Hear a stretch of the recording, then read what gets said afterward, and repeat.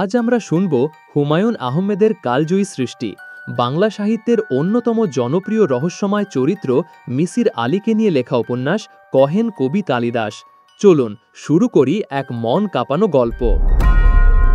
সন্ধ্যা হয় হয় করছে, এখনো হয়নি। আকাশ মেঘলা, ঘরের ভেতর অন্ধকার। সন্ধ্যা লগ্নে ঘর অন্ধকার থাকা অলক্ষণ। মিসির রানী লক্ষণ অলক্ষণ বিচার করে চলেন না। চেয়ার ছেড়ে উঠতে তার আলস্য লাগছে বলে ঘরে বাতি জ্বালানো হয়নি। তিনি খানিকটা অস্বস্তির মধ্যেও আছেন। তার সামনে যে তরুণী বসে আছে, অস্বস্তি তাকে নিয়েই। আপাদমস্তক বোরকায় ঢাকা। এতক্ষণ সে বোরকার ভেতর থেকে কথা বলছিল, কিছুক্ষণ আগে মুখের সামনের পর্দা তুলে দিয়েছে। মিসির আলী ধাক্কার মতো খেয়েছেন। এমন রূপবতী মেয়ে তিনি খুব বেশি দেখেছেন বলে মনে করতে পারছেন না। লম্বাটে মুখ, খাড়া নাক, লিপস্টিকের বিজ্ঞাপন হতে পারে এরকম পাতলা ঠোঁট, বড় বড় চোখ। চোখের পল্লব দীর্ঘ, তবে এই দীর্ঘ পল্লব নকলও হতে পারে। এখনকার মেয়েরা নকল পল্লব চোখে পড়ে। বরফি কাটা চিবুক, চিবুকে লাল তিল দেখা যাচ্ছে। এই তিলও মনে হয় নকল। আমার নাম সায়রা, সায়রা বানু। মিসির আলী মনে মনে কয়েকবার বললেন, সায়রা, সায়রা। তার ভুরু সামান্য কুঁচকে গেল। কেন তিনি মনে মনে মেয়েটির নাম নিলেন তা বুঝতে পারলেন না। তিনি কি মেয়েটির নাম মনে রাখার চেষ্টা করছেন? এই কাজটি তিনি কেন করলেন? মেয়েটির অস্বাভাবিক রূপ দেখে? একটি কুরুপা মেয়ে যদি তার নাম বলতো, তিনি কি মনে মনে তার নাম জপতেন? সায়রা, তুমি কি রোজা রেখেছ? জি। কিছুক্ষণের মধ্যেই ইফতারের সময় হবে। আমার এখানে ইফতারের ব্যবস্থা নেই। পানি তো আছে, এক গ্লাস পানি নিশ্চয়ই দিতে পারবেন। বলতে বলতে মেয়েটি হাসল। রূপবতী মেয়েদের হাসি বেশিরভাগ সময়ই সুন্দর হয় না। দেখা যায় তাদের দাঁত খারাপ, কিংবা হাসির সময় দাঁতের মাড়ি বের হয়ে আসে। দাঁত মাড়ি ঠিক থাকলে হাসির শব্দ হয় কুৎসিত, হায়না টাইপ। প্রকৃতি কাউকে সবকিছু দেয় না, কিন্তু সায়রা নামের মেয়েটিকে দিয়েছে। মেয়েটির হাসি সুন্দর। হাসি শেষ হবার পরেও মেয়েটির চোখ সেই হাসি ধরে রেখেছে। এরকম ঘটনা সচরাচর ঘটে না। মিসির আলী বিব্রত বোধ করছেন। মেয়েটি সারাদিন রোজা রেখেছে। কিছুক্ষণের মধ্যেই মাগরিবের আজান হবে। মেয়েটি রোজা ভাঙবে। ঘরে পানি ছাড়া কিছুই নেই। আমি কি আপনাকে চাচা ডাকতে পারি? পার। চাচা, আমার ইফতার নিয়ে আপনি চিন্তিত হবেন না। আমার ইফতারের ব্যবস্থা হয়ে যাবে। কিভাবে হবে? আমি অনেকবার লক্ষ্য করেছি, রোজার সময় আমি যখন বাইরে থাকি তখন কেউ না কেউ আমার জন্য ইফতার নিয়ে আসে। চিনি না জানি না এমন কেউ। মিসির আলী চেয়ারে সোজা হয়ে বসতে বসতে বললেন, সায়রা, তুমি নিতান্তই যুক্তিহীন কথা বলেছ। সায়রা হাসি মুখে বলল, আমি বিশ্বাসের কথা বলেছি, যুক্তির কথা বলিনি। আমি বরং কিছু ইফতার কিনে নিয়ে আসি? না, আপনি যেভাবে বসে আছেন বসে থাকুন। আপনার ঘরে কি জায়নামাজ আছে? আমি রোজা ভেঙেই নামাজ পড়ি। জায়নামাজ নেই। মিসির আলী মেয়েটির দিকে তাকিয়ে আছেন। মেয়েটি এখন সামান্য দুলছে। যে চেয়ারে সে বসে আছে সেটা কাঠের একটা চেয়ার, রকিং চেয়ার না। মেয়েটির দুলুনি দেখে মনে হচ্ছে সে রকিং চেয়ারে বসে দোল খাচ্ছে। কিশোরী মেয়েদের চেয়ারে বসে দুলুনি মানানসই, এই মেয়েটির জন্য মানানসই না। সায়রা, জি? তুমি কি জন্য আমার কাছে এসেছো সেটা এখনো বলনি। বলবো, রোজা ভাঙার পর বলবো। আমি যদি সিগারেট ধরাই তোমার সমস্যা হবে? জি না। মিসির আলী সিগারেট ধরাতে ধরাতে বললেন, সূর্য উদয় থেকে সূর্যাস্ত পর্যন্ত রোজা রাখার নিয়ম। তুমি যদি তুন্দ্রা অঞ্চলে যাও তখন রোজা রাখবে কিভাবে? সেখানে তো 6 মাস দিন 6 মাস রাত। সায়রা বলল, চাচা, আমি তো তুন্দ্রা অঞ্চলে যাইনি। যখন যাব তখন দেখা যাবে। আপনার কি চা খেতে ইচ্ছা করছে? আপনাকে 1 কাপ চা বানিয়ে দিই। যারা প্রচুর সিগারেট খায় তারা সিগারেটের সঙ্গে চা খেতে পছন্দ করে। এই জন্য বললাম, আপনি চা খেতে চাইলে আমি আপনার জন্য চা বানিয়ে নিয়ে আসতে পারি। মেয়েটি মিসির আলীর অনুমতির জন্য অপেক্ষা করল না। উঠে দাঁড়াতে দাঁড়াতে বলল, আপনার রান্নাঘর কোন দিকে? মিসির আলী অতি দ্রুত কিছু সিদ্ধান্তে পৌঁছালেন। সিদ্ধান্তে পৌঁছাতে যে বিষয়টা তাকে সাহায্য করল তা হচ্ছে, মেয়েটির রান্নাঘরে গেল খালি পায়ে। স্যান্ডেল চেয়ারের পাশে পড়ে থাকল।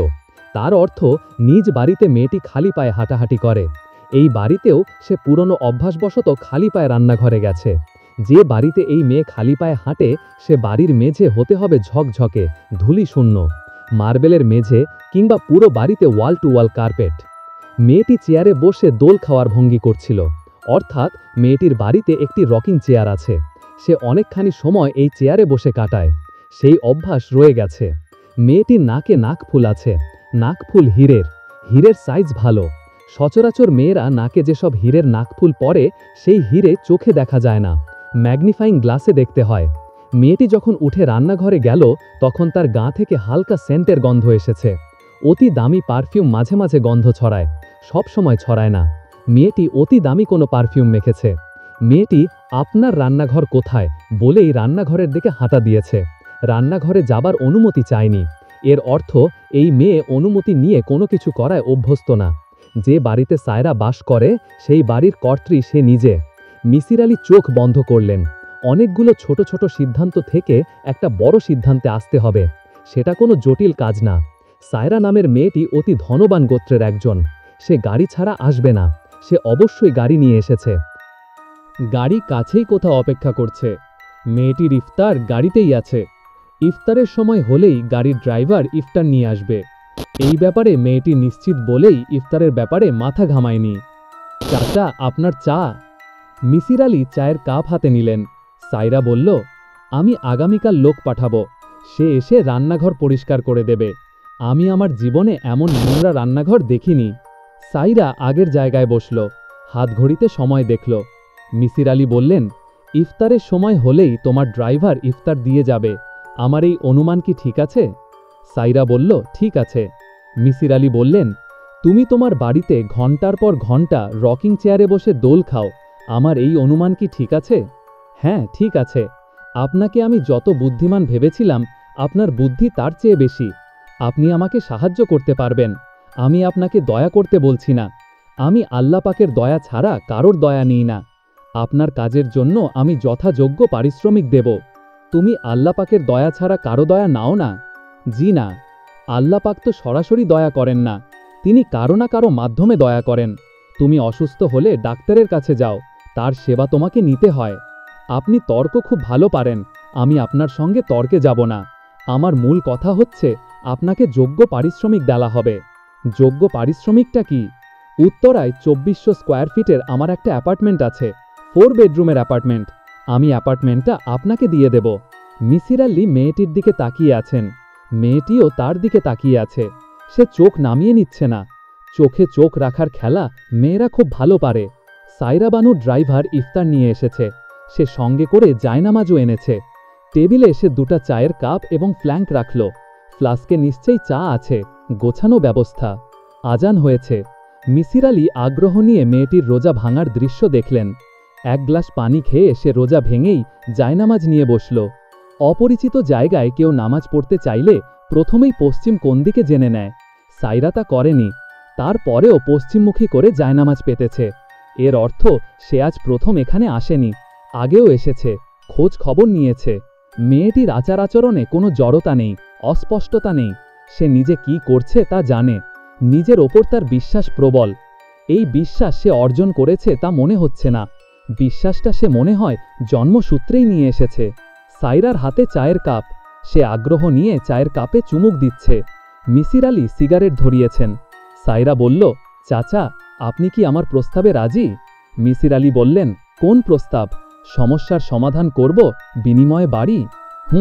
মিসির আলী বললেন, তুমি আমার বিষয়ে ভালো খোঁজ খবর নিয়েই এসেছ, কাজেই তোমার জানা উচিত সমস্যা সমাধান আমার পেশা না। তাছাড়া সমস্যার সমাধান আমি সেইভাবে করতেও পারি না। জগতের বড় বড় রহস্যের বেশিরভাগ থাকে অমীমাংসিত। প্রকৃতি রহস্য পছন্দ করে, রহস্যের মীমাংসা তেমন পছন্দ করে না। সায়রা শান্ত গলায় বলল, প্রকৃতি রহস্যের মীমাংসা পছন্দ করুক বা না করুক, আপনি মীমাংসা পছন্দ করেন। আমি আপনার কাছে সাহায্যের জন্য এসেছি। আপনি আমাকে সাহায্য করবেন? কেন সাহায্য করব? আপনি আপনার নিজের আনন্দের জন্য করবেন। সমস্যা সমাধান করে আপনি আনন্দ পান। সমস্যা যত বড়, আপনার আনন্দও হয় তত বেশি। এখন আপনার কিছুই করার নেই। আপনি সময় কাটান শুয়ে বসে, বই পড়ে এবং সস্তার সিগারেট টেনে।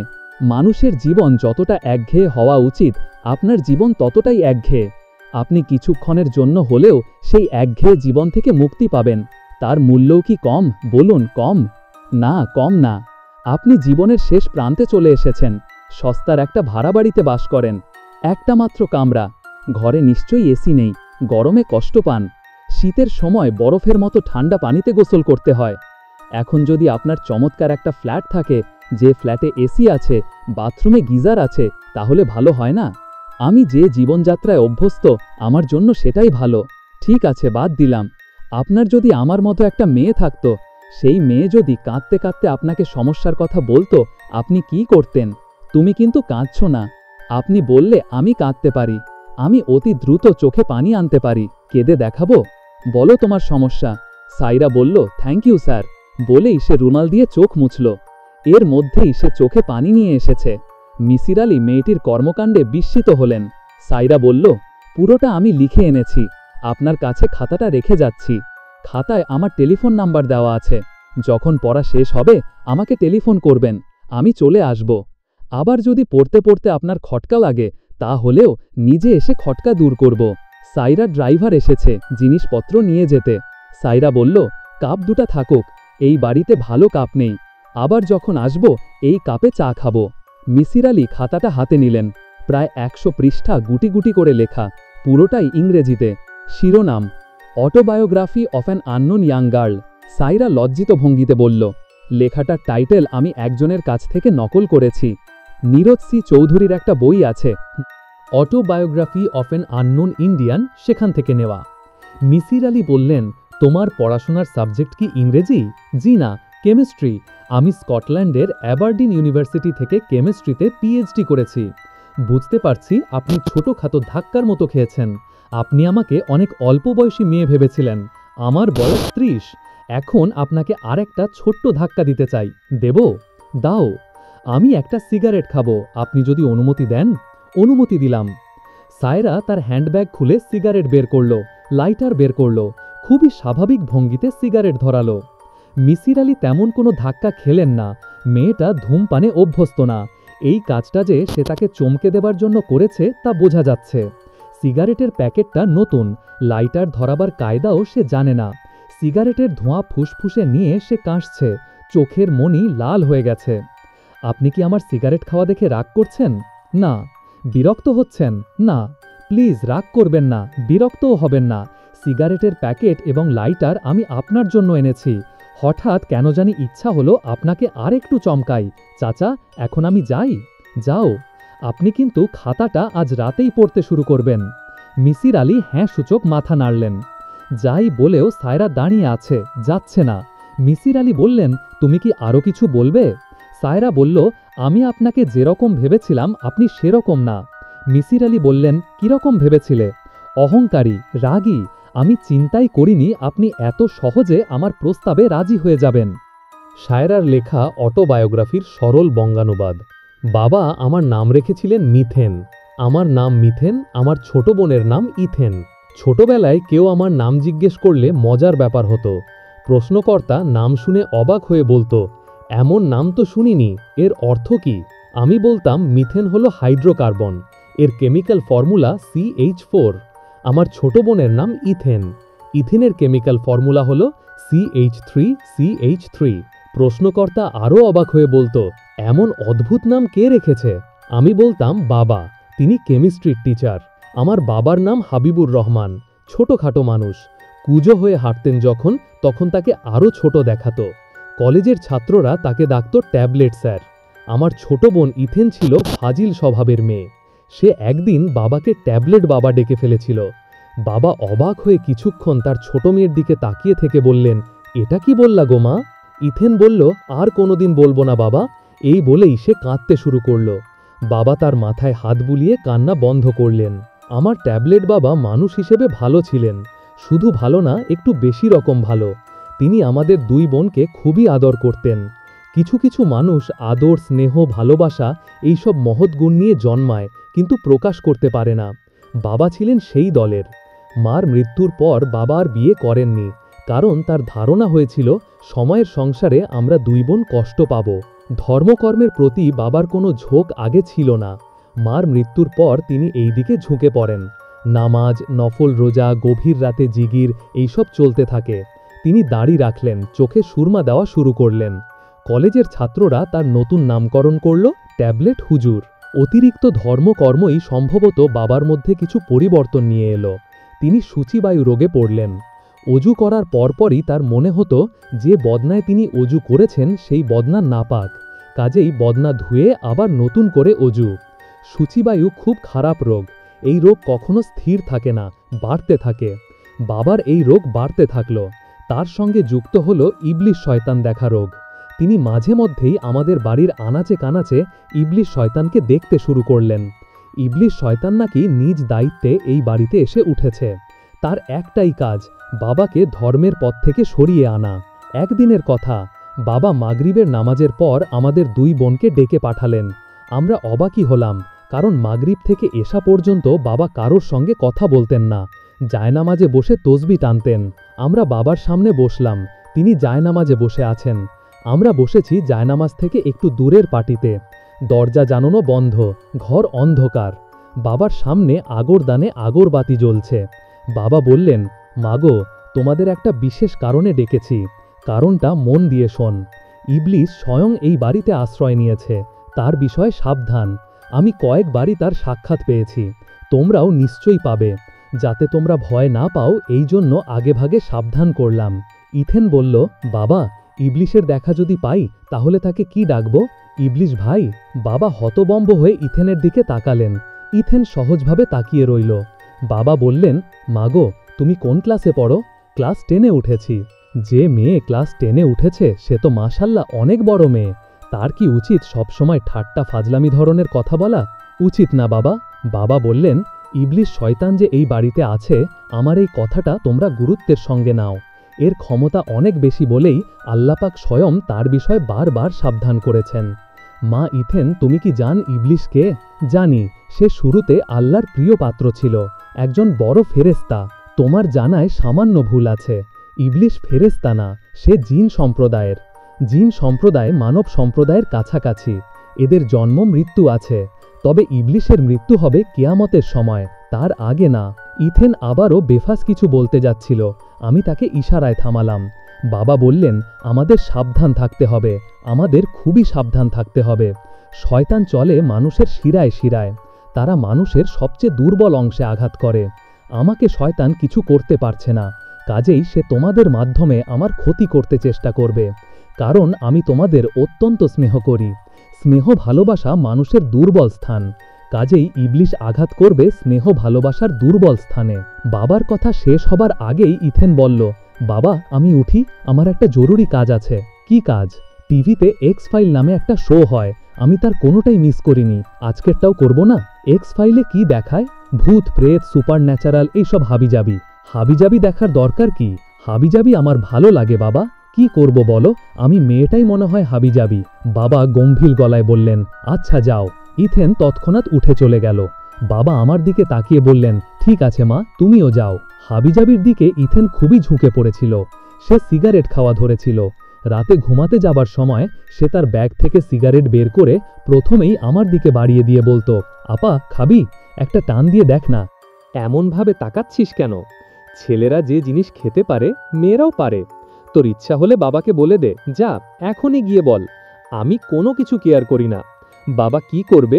আমাকে মারবে? মারলে মারুক। সে যে কোনো কিছুই কেয়ার করে না তার প্রমাণ কিছুদিনের মধ্যেই পাওয়া গেল। এক রাতে সে তার ব্যাগ থেকে কোকের ক্যানের মতো ক্যান বের করে বলল, আপা এক চুমুক খেয়ে দেখবি? আমি বললাম, কি? বিয়ার, সামান্য অ্যালকোহল আছে, সেটা না থাকার মতো। তুই বিয়ার খাচ্ছিস? হুম, অসুবিধা কি? রোজ তো খাচ্ছি না, একদিন একটু চেখে দেখব। ইউরোপ আমেরিকায় আমার বয়সী মেয়েরা পানি খায় না, বিয়ার খায়। বিয়ার তোকে কে দিয়েছে? দিয়েছে একজন, নাম দিয়ে কি করবি? আমি অবাক হয়ে দেখলাম সে তার বিছানায় পা ঝুলিয়ে বসেছে, বিয়ারের ক্যানে চুমুক দিচ্ছে, পা দোলাচ্ছে, তার মুখ হাসি হাসি। আমি মনে মনে ভাবলাম, বাবার কথাই মনে হয় ঠিক। আমাদের দুই বোনের মধ্যে দিয়ে শয়তান কাজ করতে শুরু করেছে। আমার উচিত ছিল ইথেনের কর্মকাণ্ড বাবাকে জানানো, আমি তা জানালাম না। এখানেও হয়তো শয়তানের কোনো হাত আছে। এর মাস 6 পরের কথা, বর্ষাকাল, তুমুল বর্ষণ হচ্ছে। আমরা দুই বোন ছাদে বৃষ্টির পানিতে গোসল সেরে ফিরেছি। ইথেন আমাকে বলল, আপা, আমার যদি কোনো মেয়ে হয় তার নাম কি হওয়া উচিত? কেমিস্ট্রি নাম। প্রোপেন নামটা তোর পছন্দ হয়? ছেলে হলেই বা কি নাম হবে? তুই যা তো বাবার কাছ থেকে জেনে আয়। আমি বললাম, বিয়ে হোক, ছেলে মেয়ে হোক, তখন বাবার কাছ থেকে জানব। আমার এখনই জানা উচিত। এখনই জানা উচিত কেন? ইথেন বলল, এখনই জানা উচিত কারণ আমার পেটে বাচ্চা। আমি বললাম, ফাজলামি করিস না। ইথেন বলল, ফাজলামি করছি না, যা বাবাকে গিয়ে বল, এক্ষুনি বল। আমি বললাম, ইথেন, সব কিছুর সীমা আছে। ইথেন বলল, সব কিছুর সীমা আছে তোকে কে বলল? মহাকাশের সীমা নেই, মানুষের ভালোবাসার সীমা নেই, ঘৃণার সীমা নেই, অহংকারের সীমা নেই। চুপ। আমি চুপ করব না। আপা, আমি নাম চাই। বাবা যদি নাম না দেন তাহলে আমি ইবলিশের কাছে নাম চাইব। সেটা কি ভালো হবে? ইবলিশ নিজের নামের সঙ্গে মিল রেখে যদি নাম দেয় কিবলিশ, সেটা ভালো হবে? লোকে হাসবে না? বাবার ঘর অন্ধকার, দরজা জানালা বন্ধ, ঘরের বাতি নেভানো, তবে জায়নামাজের পাশে মোমবাতি জ্বলছে। ঘরে আগরবাতির গন্ধ। আগরবাতি দেখা যাচ্ছে না, তবে জ্বলছে নিশ্চয়ই। তিনি মোমবাতির দিকে পেছন ফিরে তসবি টানছিলেন। আমি তার সামনে বসতেই তিনি আমার দিকে ফিরলেন। পেছন থেকে মোমবাতি এনে দুজনের সামনে রাখতে রাখতে বললেন, যে জটিল কথাটা বলতে এসেছিস বলে ফেল। কি বলবি সেটা মনে হয় আমি জানি। মোমবাতির আলোতে বলতে অসুবিধা হলে মোমবাতি নিভিয়ে দিই। আমি বললাম, বাতি নেভাতে হবে না। বাবা তসবি টানা বন্ধ করলেন না, আমার দিকে তাকালেনও না। তিনি তাকিয়ে রইলেন মোমবাতির দিকে। আমি কথা শেষ করলাম। তার চেহারায়, চোখ মুখের ভঙ্গিতে কোনো পরিবর্তন হলো না। তিনি বিড়বিড় করে বললেন, মা, দেখি আতরের শিশিটা এনে দাও তো। নিজের মেয়ে সম্পর্কে এমন ভয়াবহ কথা শোনার পর পৃথিবীর কোনো বাবা বলতে পারেন না, আতরের শিশিটা দেখি। গায়ে আতর মাখা তিনি সম্প্রতি শুরু করেছেন। এক সুফি মানুষ নাকি মেশকে আম্বর নামের এই শিশি দিয়েছেন। আতরের বৈশিষ্ট্য হল গন্ধ অতি কড়া, তবে কড়া গন্ধে মাথা ধরে না। আমি বললাম, বাবা, সত্যি আতর এনে দেব? বাবা বললেন, ইবলিশ শয়তান সুগন্ধি সহ্য করতে পারে না। তার পছন্দ সালফার পোড়া দুর্গন্ধ। সব সময় গায়ে আতর মাখবি। আমি আতরদানি এনে বাবার সামনে রাখলাম। তিনি অনেক আয়োজন করে আতর দিলেন। প্রথমে তুলায় আতর মাখলেন, সেই তুলা হাতে ঘষলেন, নাকে ঘষলেন, শেষ পর্যায়ে কানের ভাঁজে রেখে দিলেন। আমি বললাম, তুমি কি ইথেন বিষয়ে কিছু বলবে, নাকি আমি চলে যাব, নাকি তুমি আরও চিন্তাভাবনা করবে? বাবা বললেন, আমার মেয়েটির কোনো দোষ নাই রে মা, সব শয়তান করাচ্ছে। তাকে শয়তানের হাত থেকে বাঁচাতে হবে। প্রথম যে কাজটা করতে হবে, তার কাছে যেন শয়তান যেতে না পারে তার ব্যবস্থা করা। তাকে পাক পবিত্র থাকতে হবে। নাপাক শরীর শয়তানের পছন্দ। তার গায়ে সুগন্ধি থাকতে হবে। সে আতর মাখবে বলে মনে হয় না, তাকে সেন্ট মাখতে হবে। আমি বাবাকে থামিয়ে দিয়ে বললাম, বাবা, তুমি মনে হয় মূল বিষয়টা ধরতে পারছো না। ইথেন বলছে তার পেটে বাচ্চা, এটার কি করবে? বাবা বললেন, আমার কি করা উচিত? আমি বললাম, আমি তো বুঝতে পারছি না বাবা, বিষয়টা আমার জন্য জটিল। বাবা বললেন, যে ছেলের কারণে ঘটনা ঘটেছে তার সঙ্গে ইথেনের বিবাহ দিয়ে দেব ইনশাল্লাহ। যে ছেলের কারণে ঘটনা ঘটেছে তার নাম ঠিকানা এনে দে, আমি তাকে রাজি করাবো, প্রয়োজনে তার পায়ে ধরব। আমি বললাম, যে ছেলে এই কাণ্ড ঘটিয়েছে সে তো খারাপ ছেলে, তুমি তার সঙ্গে ইথেনের বিয়ে দেবে? হ্যাঁ দেব, এতে ইথেনের সম্মান রক্ষা হবে। সম্মান অনেক বড় জিনিস রে মা, তুই ছেলেটার নাম ঠিকানা এনে দে। আর শোন মা, আজ রাতে আমি কিছু খাবো না, উপোস দেব। সারা রাত উপোস নিয়ে আল্লাহ পাকের নাম জিকির করব। বাবা মোমবাতি নিভিয়ে ঘর অন্ধকার করে দিলেন। আমি গেলাম ইথেনের কাছে। ইথেন খুবই স্বাভাবিক। কিটক্যাট চকলেটের একটা প্যাকেট তার হাতে। সে খাটে বসে পা দোলাচ্ছে। আমি ঘরে ঢুকতেই সে বলল, আজ রাতে এইচবিওতে ভালো মুভি আছে আপা, দেখবি? Silence of the lamps. আমি বললাম, মুভি দেখব না, তোর সঙ্গে কথা আছে। মুভি দেখার ফাঁকে ফাঁকে কথা বলবো, যখন অ্যাড হবে তখন কথা বলবো। আপা, চকলেট খাবি? আমি বললাম, বাবা, ছেলেটার নাম ঠিকানা চাচ্ছে। কোন ছেলেটার? যে ছেলেটার সঙ্গে কাণ্ড ঘটিয়েছিস। কি কাণ্ড ঘটিয়েছিস? আমার সঙ্গে ফাজলামি করিস না, তুই জানিস তুই কি ঘটিয়েছিস। ইথেন হেসে ফেলল। হাসতে হাসতে সে বিছানায় গড়িয়ে পড়ে এমন অবস্থা। আমি বললাম, হাসছিস কেন? ইথেন বলল, তোকে বোকা বানিয়ে খুব মজা পেয়েছি, এই জন্য হাসছি। মন দিয়ে শোন, আমার কিছুই হয়নি, কারো সঙ্গে কিছু ঘটেনি। আমার ভয়ঙ্কর কথা শুনে তুই কি করিস, বাবার কি রিয়াকশন হয়, এটা দেখার জন্যই আমি গল্প বানিয়েছি। গল্প বানিয়েছিস? ভালো কথা। আমাদের হুজুর তোর কাছে সব শুনে কি করলো, মাথা ঘুরে পড়ে গেল? আমি দীর্ঘ নিঃশ্বাস ফেললাম। ইথেন বলল, আপা, এখন বল, ছবি দেখবি? হ্যাঁ, দেখতে পারি। Thank you. ভয়ের ছবি একা দেখে মজা নেই। ভয়ের ছবি সব সময় দুজন মিলে দেখতে হয়। হাসির ছবি দেখতে হয় 4-5 জন মিলে। ভয়ের ছবি শুধু 2 জন। আমি বললাম, তুই যে মিথ্যামিথ্যি ভয় দেখিয়েছিস এটা বাবাকে বলে আসি। যা বলে আয়। আনন্দ সংবাদ শুনে ট্যাবলেট হুজুর কি করে কে জানে। আমি বাবার ঘরে ঢুকলাম, মোমবাতি জ্বালিয়ে বাবার পাশে বসলাম। দেখলাম বাবার মুখ ছাই বর্ণ, কপালে ঘাম, তিনি সামান্য কাঁপছেন, তার ঠোঁট নড়ছে, নিশ্চয়ই কোনো দোয়া দুরুদ পড়ছেন। তিনি ইশারায় আমাকে চুপ করে থাকতে বললেন। তিনি বড় কোনো দোয়ার মাঝখানে আছেন। দোয়া শেষ না হওয়া পর্যন্ত তিনি কারো কথা শুনবেন না। আমি অপেক্ষা করে আছি। একসময় তার দোয়া শেষ হলো। তিনি আমার দিকে ফিরলেন এবং বললেন, মা, ইবলিশের সঙ্গে আমার কথা হয়েছে। ইবলিশ আমাকে বলেছে তোমার মেয়ে বিষয়টা অস্বীকার করবে, ভাব করবে ঠাট্টা, কিন্তু ঘটনা সত্য। ইবলিশের সঙ্গে তোমার কখন কথা হয়েছে? তুমি আমার এখান থেকে যাওয়ার পরেই। ইথেন কি তোমাকে এরকম কিছু বলেছে? তার কথা বিশ্বাস করবে না। আমি বললাম, তার কথা বিশ্বাস করব না, ইবলিশ শয়তানের কথা বিশ্বাস করব? বাবা বললেন, এই ক্ষেত্রে করবে। শয়তান সব সময় সত্যের সঙ্গে মিথ্যা মেশায়, এমনভাবে মেশায় যে সত্য মিথ্যা আলাদা করা যায় না। আমি বললাম, মানুষও তো সত্যের সঙ্গে মিথ্যা মেশায়। বাবা বললেন, মানুষের মিশ্রণ ভালো হয় না। মানুষের মিশ্রণ হয় তেল জলের মিশ্রণ। কিছুক্ষণ পরেই তেল জল আলাদা হয়ে যায়। আর শয়তানের মিথ্যা হলো দুধ পানির মিশ্রণ, আলাদা করা যায় না। আমি বললাম, এক ফোঁটা লেবুর রস দিলে দুধ পানি আলাদা হয়ে যায়। বাবা বললেন, সেই লেবুর পানি সবার কাছে থাকে না মা। এই বিষয় নিয়ে তোমার সঙ্গে আর তর্ক করব না। তর্ক করার মতো মানসিক অবস্থা আমার না। তুমি এখন যাও। বোনের সঙ্গে তোমার ছবি দেখার কথা, ছবি দেখ।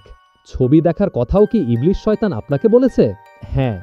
কি ছবি দেখব সেটা বলেছে? ছবির নাম? ছবির নাম বলে নাই, শুধু বলেছে ভয়ের ছবি। আমি বাবার সামনে থেকে উঠে গেলাম। বাবা ফু দিয়ে মোমবাতি নিভিয়ে দিলেন। আমরা রাত 2টা পর্যন্ত ছবি দেখলাম। ছবি শেষ করে খেতে গেলাম। খাবার টেবিলে খাবার সাজিয়ে বাবাকে ডাকতে গেলাম, তিনি যদি মত বদলে খেতে আসেন। বাবার ঘরের দরজা বন্ধ। দরজায় অনেকবার ধাক্কা দেবার পরও তিনি দরজা খুললেন না। ইথেন কিছু খেতে পারছে না, খাবার নাড়াচাড়া করছে। আমি বললাম, কি হলো, খাবি না? ইথেন বলল, বমি বমি আসছে আপা। এখন আমার খাবারের গন্ধ নাকে এলেই বমি আসে। আমি তাকিয়ে আছি। ইথেন খাবার টেবিল থেকে উঠে পড়ল, তবে চলে গেল না, চেয়ার ধরে দাঁড়িয়ে রইল। আমি বললাম, আর কিছু বলবি? ইথেন বলল, ছবি শুরু হবার আগে যে ঘটনাকে আমি ঠাট্টা বলেছিলাম তা ঠাট্টা না, ঘটনা সত্যি। আমার পেটে বাচ্চা আছে। ফার্মেসি থেকে প্রেগন্যান্সি টেস্টের কিট এনে প্রেগন্যান্সি টেস্ট করিয়েছি। টেস্ট পজিটিভ, সুন্দর রিং হয়। আমি কিছুই বলছি না, তাকিয়ে আছি। আমার চোখে ভয় না বিস্ময় কি ছিল তা জানি না, তবে ইথেনের চোখে এই প্রথম দেখলাম হতাশা। ইথেন বলল, আমি জানি তোমরা চাইবে ওই ছেলের সঙ্গে আমার বিয়ে দিতে, সেটা সম্ভব না। আমি বললাম, সম্ভব না কেন? কেন সম্ভব না সেটা তোমাকে বলবো না, সব কিছু ব্যাখ্যা করতে পারবো না। এই বলেই ইথেন চলে গেল। হঠাৎ প্রচণ্ড ভয়ে আমি অস্থির হয়ে গেলাম। আমার কাছে মনে হলো ভয়াবহ দুঃসময় আমাদের ওপর চেপে বসতে যাচ্ছে। প্রথম অধ্যায় সমাপ্ত। মিসির আলী খাতা বন্ধ করলেন, সিগারেট ধরালেন, রান্নাঘরে গেলেন, চুলা ধরিয়ে চায়ের কেটলি বসালেন। রাত বেশি হয়নি, 9টা 10। 9:30টার দিকে হোটেল থেকে খাবার আসবে। 2 পিস রুটি, ভাজি, কোনোদিন ঘন ডাল, কোনোদিন মুরগির মাংস। তার ঘরে কাজের লোক নেই, হোটেলের সঙ্গে ব্যবস্থা করে রেখেছেন। 3 বেলাই হোটেল থেকে খাবার আসে। খাবার ভালো, বেশ ভালো। মিসির আলীর ধারণা হোটেলওয়ালা তার খাবার আলাদা রান্না করে। তার ধারণার পেছনের কারণ হল রাতের খাবারটা হোটেলের মালিক হারুন ব্যাপারী হটপটে করে নিজে নিয়ে আসে। খাওয়া দাওয়া শেষ না হওয়া পর্যন্ত সামনে বসে থাকে। মিসির আলীর সঙ্গে সে অতি আগ্রহের সঙ্গে নানান বিষয়ে গল্প করে। গল্পের কোনো বিশেষ ধারা নেই, এক এক দিন এক একটা। যেমন গতকাল গল্পের বিষয়বস্তু ছিল সাপের মণি শক্ত না নরম। মিসির আলী বললেন, সাপের তো মণিই হয় না, শক্ত নরমের প্রশ্ন উঠছে না। হারুন ব্যাপারী বিস্মিত হয়ে বলল, মিসির আলী সাব, আপনি অনেক জ্ঞানী লোক, তারপরেও সব জ্ঞানী লোক সব বিষয় জানে না, আপনিও জানেন না। সাপের মণি অবশ্যই হয়, আমি নিজ চোখে দেখেছি। এখন বলেন আমি মিথ্যা দেখেছি? মানুষের দেখার মধ্যেই ভুল থাকে। দড়ি দেখেও অনেকে মনে করে সাপ, এজন্যই বলা হয় রজ্জুতে সর্পভ্রম। হারুন বলল, যারা মালটাল খেয়ে হাঁটাহাঁটি করে তারা দড়ি দেখে বলে সাপ। আমি জিন্দিগিতে মাল খাই নাই, কোনো দিন খাবো না ইনশাল্লাহ। যদি কোনোদিন এক ফোঁটা মাল খাই আপনার কাছে এসে শিকার যাব। আপনি আমাকে পায়ের জুতা দিয়ে 2 গালে 2 বাড়ি দিবেন। এই ধরনের মানুষের সঙ্গে কোনো রকম তর্কে যাওয়াই বিপজ্জনক। মিসির আলী তর্কে পারতপক্ষে যান না। লোকটি তাকে পছন্দ করে, মাত্রার বেশি পছন্দ করে। সেই পছন্দকে তিনি অগ্রাহ্য করতে পারেন না। হারুন ব্যাপারী গত সপ্তাহে তাকে একটা মোবাইল টেলিফোন গিফট করেছে। বাজার থেকে কিনে এনে যে গিফট করেছে তা না, কোনো এক কাস্টমার নাকি মোবাইল টেলিফোন তার দোকানে ফেলে গেছে। সে মোবাইল টেলিফোনের সিম কার্ড ফেলে নতুন সিম কার্ড ভরে উপহার হিসেবে নিয়ে এসেছে মিসির আলীর জন্য। মিসির আলী বলেছেন, ওই কাস্টমার নিশ্চয়ই মোবাইল টেলিফোনের খোঁজে আপনার রেস্টুরেন্টে আসবে। হারুন বলেছে, সকালে ফালাই গেছে, দুপুরে আইসা উপস্থিত। আমি বলেছি, আমরা কিছু পাই নাই। কাজটা কি ঠিক হলো? অবশ্যই ঠিক হইছে। তুই সাবধানে চলাফেরা করবি না, যেখানে সেখানে জিনিসপত্র ফালায় চইলা যাবি। মিসির আলী কাতর গলায় বললেন, ভাই আমি এই টেলিফোন রাখব না। কেন রাখবেন না? আপনি তো চুরি করেন নাই, আমি আপনারে দিতেছি। আমার টেলিফোনের দরকার নাই। অবশ্যই দরকার আছে, এখন মোবাইলের জমানা। আমি আপনার ছোট ভাই হিসাবে দিতেছি, আপনারে রাখতে হবে। ঝামেলা এড়াবার জন্য মিসির আলী টেলিফোন রেখে দিয়েছেন, তবে কখনো ব্যবহার করেননি। ব্যবহার করার আসলেই কোনো প্রয়োজন পড়েনি। আজ ইচ্ছা করলে ব্যবহার করা যায়। সায়রা নামের মেয়েটিকে কয়েকটা প্রশ্ন করা দরকার। 1. সায়রার বাবা হাবিবুর রহমান সাহেব এখনও জীবিত কিনা? 2. তাদের বাড়িতে 2 বোন এবং বাবা ছাড়া অন্য কেউ থাকে কিনা? 3. সায়রা যে লেখা লিখছে হুবহু সত্য কিনা? তার লেখার ভঙ্গি উপন্যাসের ভঙ্গি। উপন্যাস লেখক সত্য ঘটনা বর্ণনার সময়ও নানান রং ব্যবহার করেন। নানান রঙের মিশ্রণ থেকে সাদা কালো সত্য বের করা বেশ কঠিন হয়ে যায়। ইবলিশ শয়তান মেয়েদের বাবার সঙ্গে গল্পগুজব করছে। বাবাকে বলছে, মেয়েরা কিছুক্ষণের মধ্যেই একটা ভয়ের ছবি দেখবে, এটা একেবারেই অসম্ভব। একজন কেউ মিথ্যা বলছে, হয় হাবিবুর রহমান সাহেব বলছেন, অথবা সায়রা তার লেখা রহস্যময় করার জন্য বানিয়েছে। মেয়েদের বাবার সঙ্গেও কথা বলা দরকার। তিনি কেন ইবলিশকে জিন বলছেন? সূরা বাকারাতে স্পষ্টই ইবলিশকে ফেরেশতা বলা হয়েছে। কোন আয়াতে বলা হয়েছে সেটা মনে নেই। অন্য কোনো আয়াতে কি ইবলিশকে জিন বলা হয়েছে? ভদ্রলোককে পাওয়া গেলে আরও একটি প্রশ্ন করা যেত, তিনি কেন ইবলিশকে ইবলিশ শয়তান বলছেন? শয়তান শব্দটা এসেছে শায়াতিন থেকে। শায়াতিন হল ইবলিশদের নেতা। তিনি কি জেনে শুনে ইবলিশকে ইবলিশ শয়তান বলছেন, নাকি এটা তার কথার কথা, নাকি সায়রার বর্ণনা ভঙ্গিতে এ ব্যাপারটা এসেছে? সায়রার বর্ণনাতেও একটা খটকা তৈরি হয়েছে। তিনি মোটামুটি নিশ্চিত সায়রা যে সময়ের কথা বলছে সে সময় সাইলেন্স অব দ্য ল্যাম্পস ছবিটি তৈরিই হয়নি। মিসির আলী ছবি দেখেন না। তার আগের বাড়িওয়ালা জোর করে এই ছবিটি তাকে দেখিয়েছেন, কারণ এই ছবিতে একজন সাইকিয়াট্রিস্টের কথা আছে। বাড়িওয়ালার ধারণা, যেহেতু মিসির আলীও এই ধারার মানুষ, তার ছবিটা দেখা উচিত। সায়রা বলে গিয়েছিল, কোনো খটকা লাগলে তাকে যেন টেলিফোন করা হয়। মিসির আলীর কাছে যে চোরালি মোবাইল টেলিফোন আছে, তিনি নীতিগতভাবে সেই টেলিফোন ব্যবহার করতে পারেন না। Autobiography of an unknown young girl বইটির 2য় চ্যাপ্টার পড়াও শুরু করলেন না। প্রথম চ্যাপ্টারের খটকা আগে কাটুক, তিনি অপেক্ষা করছেন সায়রার জন্য। মধ্যবয়স্ক এক লোক রান্নাঘর ধোঁয়া মোছা করছে। মিসির আলী ঘর ঝাড় দেবার শব্দ পাচ্ছেন, পানি ঢালার শব্দ পাচ্ছেন, ফিনাইলের গন্ধ পাচ্ছেন। আর শোবার ঘরেও ব্যাপক পরিবর্তন হয়েছে। সব বই সাজিয়ে বুকশেলফে তোলা হয়েছে। বুকশেলফটা নতুন, আগের ভাঙা বেতের বুকশেলফ আপাতত বারান্দায় রাখা হয়েছে। মনে হচ্ছে সেখান থেকে চলে যাবে ডাস্টবিনে। মিসির আলীর খাটের কাছে নতুন একটি সাইড টেবিল দেওয়া হয়েছে। সাইড টেবিলে টেবিল ল্যাম্প, টেবিল ল্যাম্পের পাশে একটি টেবিল ঘড়ি এবং ক্রিস্টালের অ্যাশট্রে। যে জায়গায় কয়েকটি কাঠের চেয়ার পেতে বসার ব্যবস্থা ছিল, সেখানের পরিবর্তনটা চোখে পড়ার মতো। মেঝেতে কার্পেট বিছানো, 2টা অতি আরামদায়ক গদির চেয়ার। গদির চেয়ার দুটার সামনে একটি দামি রকিং চেয়ার। এই রকিং চেয়ারে বর্তমানে দোল খাচ্ছে সায়রা। ঘর ঠিক করার নির্দেশ সে দোল খেতে খেতেই দিচ্ছে। সায়রার সামনে মিসির আলী বসে আছেন। তিনি বেশ আগ্রহের সঙ্গেই তার ঘরের সংস্কার দেখছেন। রান্নাঘরের মধ্যবয়স্ক লোকটি ছাড়াও 12-13 বছরের একটি কাজের মেয়েও সায়রা নিয়ে এসেছে। মেয়েটি অতি কর্মঠ। তার নাম নাসরিন। সে মনে হয় কথা বলে না। মিসির আলী এখন পর্যন্ত তার মুখ থেকে একটি শব্দও শোনেননি। সায়রা বলল, আপনি কি একদিনের জন্য বাসাটা ছাড়তে পারবেন? মিসির আলী বললেন, কেন ছাড়তে হবে? সায়রা বলল, আমি আপনার বাসা ডিস্টেম্পার করাবো। দরজা জানালায় নতুন পর্দা লাগানো হবে। তার জন্য কিছু কাঠের কাজ করতে হবে। মিসির আলী বললেন, ও আচ্ছা। সায়রা বলল, আমি অনেক চিন্তা করে দেখলাম, আপনাকে যদি গিফট হিসাবে কোনো অ্যাপার্টমেন্ট দেওয়াও হয়, আপনি সেখানে যাবেন না। আপনি থাকবেন আপনার এক রুমের ঘরে। কাজেই যেখানে আছেন সেটা ঠিক করে দেওয়া ভালো না? মিসির আলী বলল, ভালো। আমি নাসরিনকে রেখে যাচ্ছি। সে ঘরদুয়ার পরিষ্কার করে রাখবে, আপনার জন্য রান্না করবে। নাসরিন মেয়েটি কথা বলে না, তবে খুব কাজের। তার রান্নাও ভালো। সপ্তাহে আপনি একদিন বাজার করবেন, সেই বাজারও নাসরিন করবে। আপনাকে বাজারে যেতে হবে না। আপনার জন্য 12 CFTর একটা ফ্রিজ কেনা হয়েছে, একটা মাইক্রোওয়েভ ওভেন কেনা হয়েছে। ইলেকট্রিশিয়ান এসে কানেকশন ঠিক করে দেবে। মিসির আলী বলে মাথা ঝাঁকালেন। এই মাথা ঝাঁকানোর অর্থ সম্ভবত, আচ্ছা ঠিক আছে। সায়রা বলল, আপনার বাসায় ইলেকট্রিক লাইন এই সব গ্যাজেটসের উপযুক্ত বলে মনে হচ্ছে না। ইলেকট্রিশিয়ান মূল লাইনটাও বদলাবে, কারণ আপনার বাসায় 2 টলের একটা এসি বসবে। এসি আপনার জন্য না, আমার জন্য। এসি ছাড়া ঘরে আমি বেশিক্ষণ থাকতে পারি না।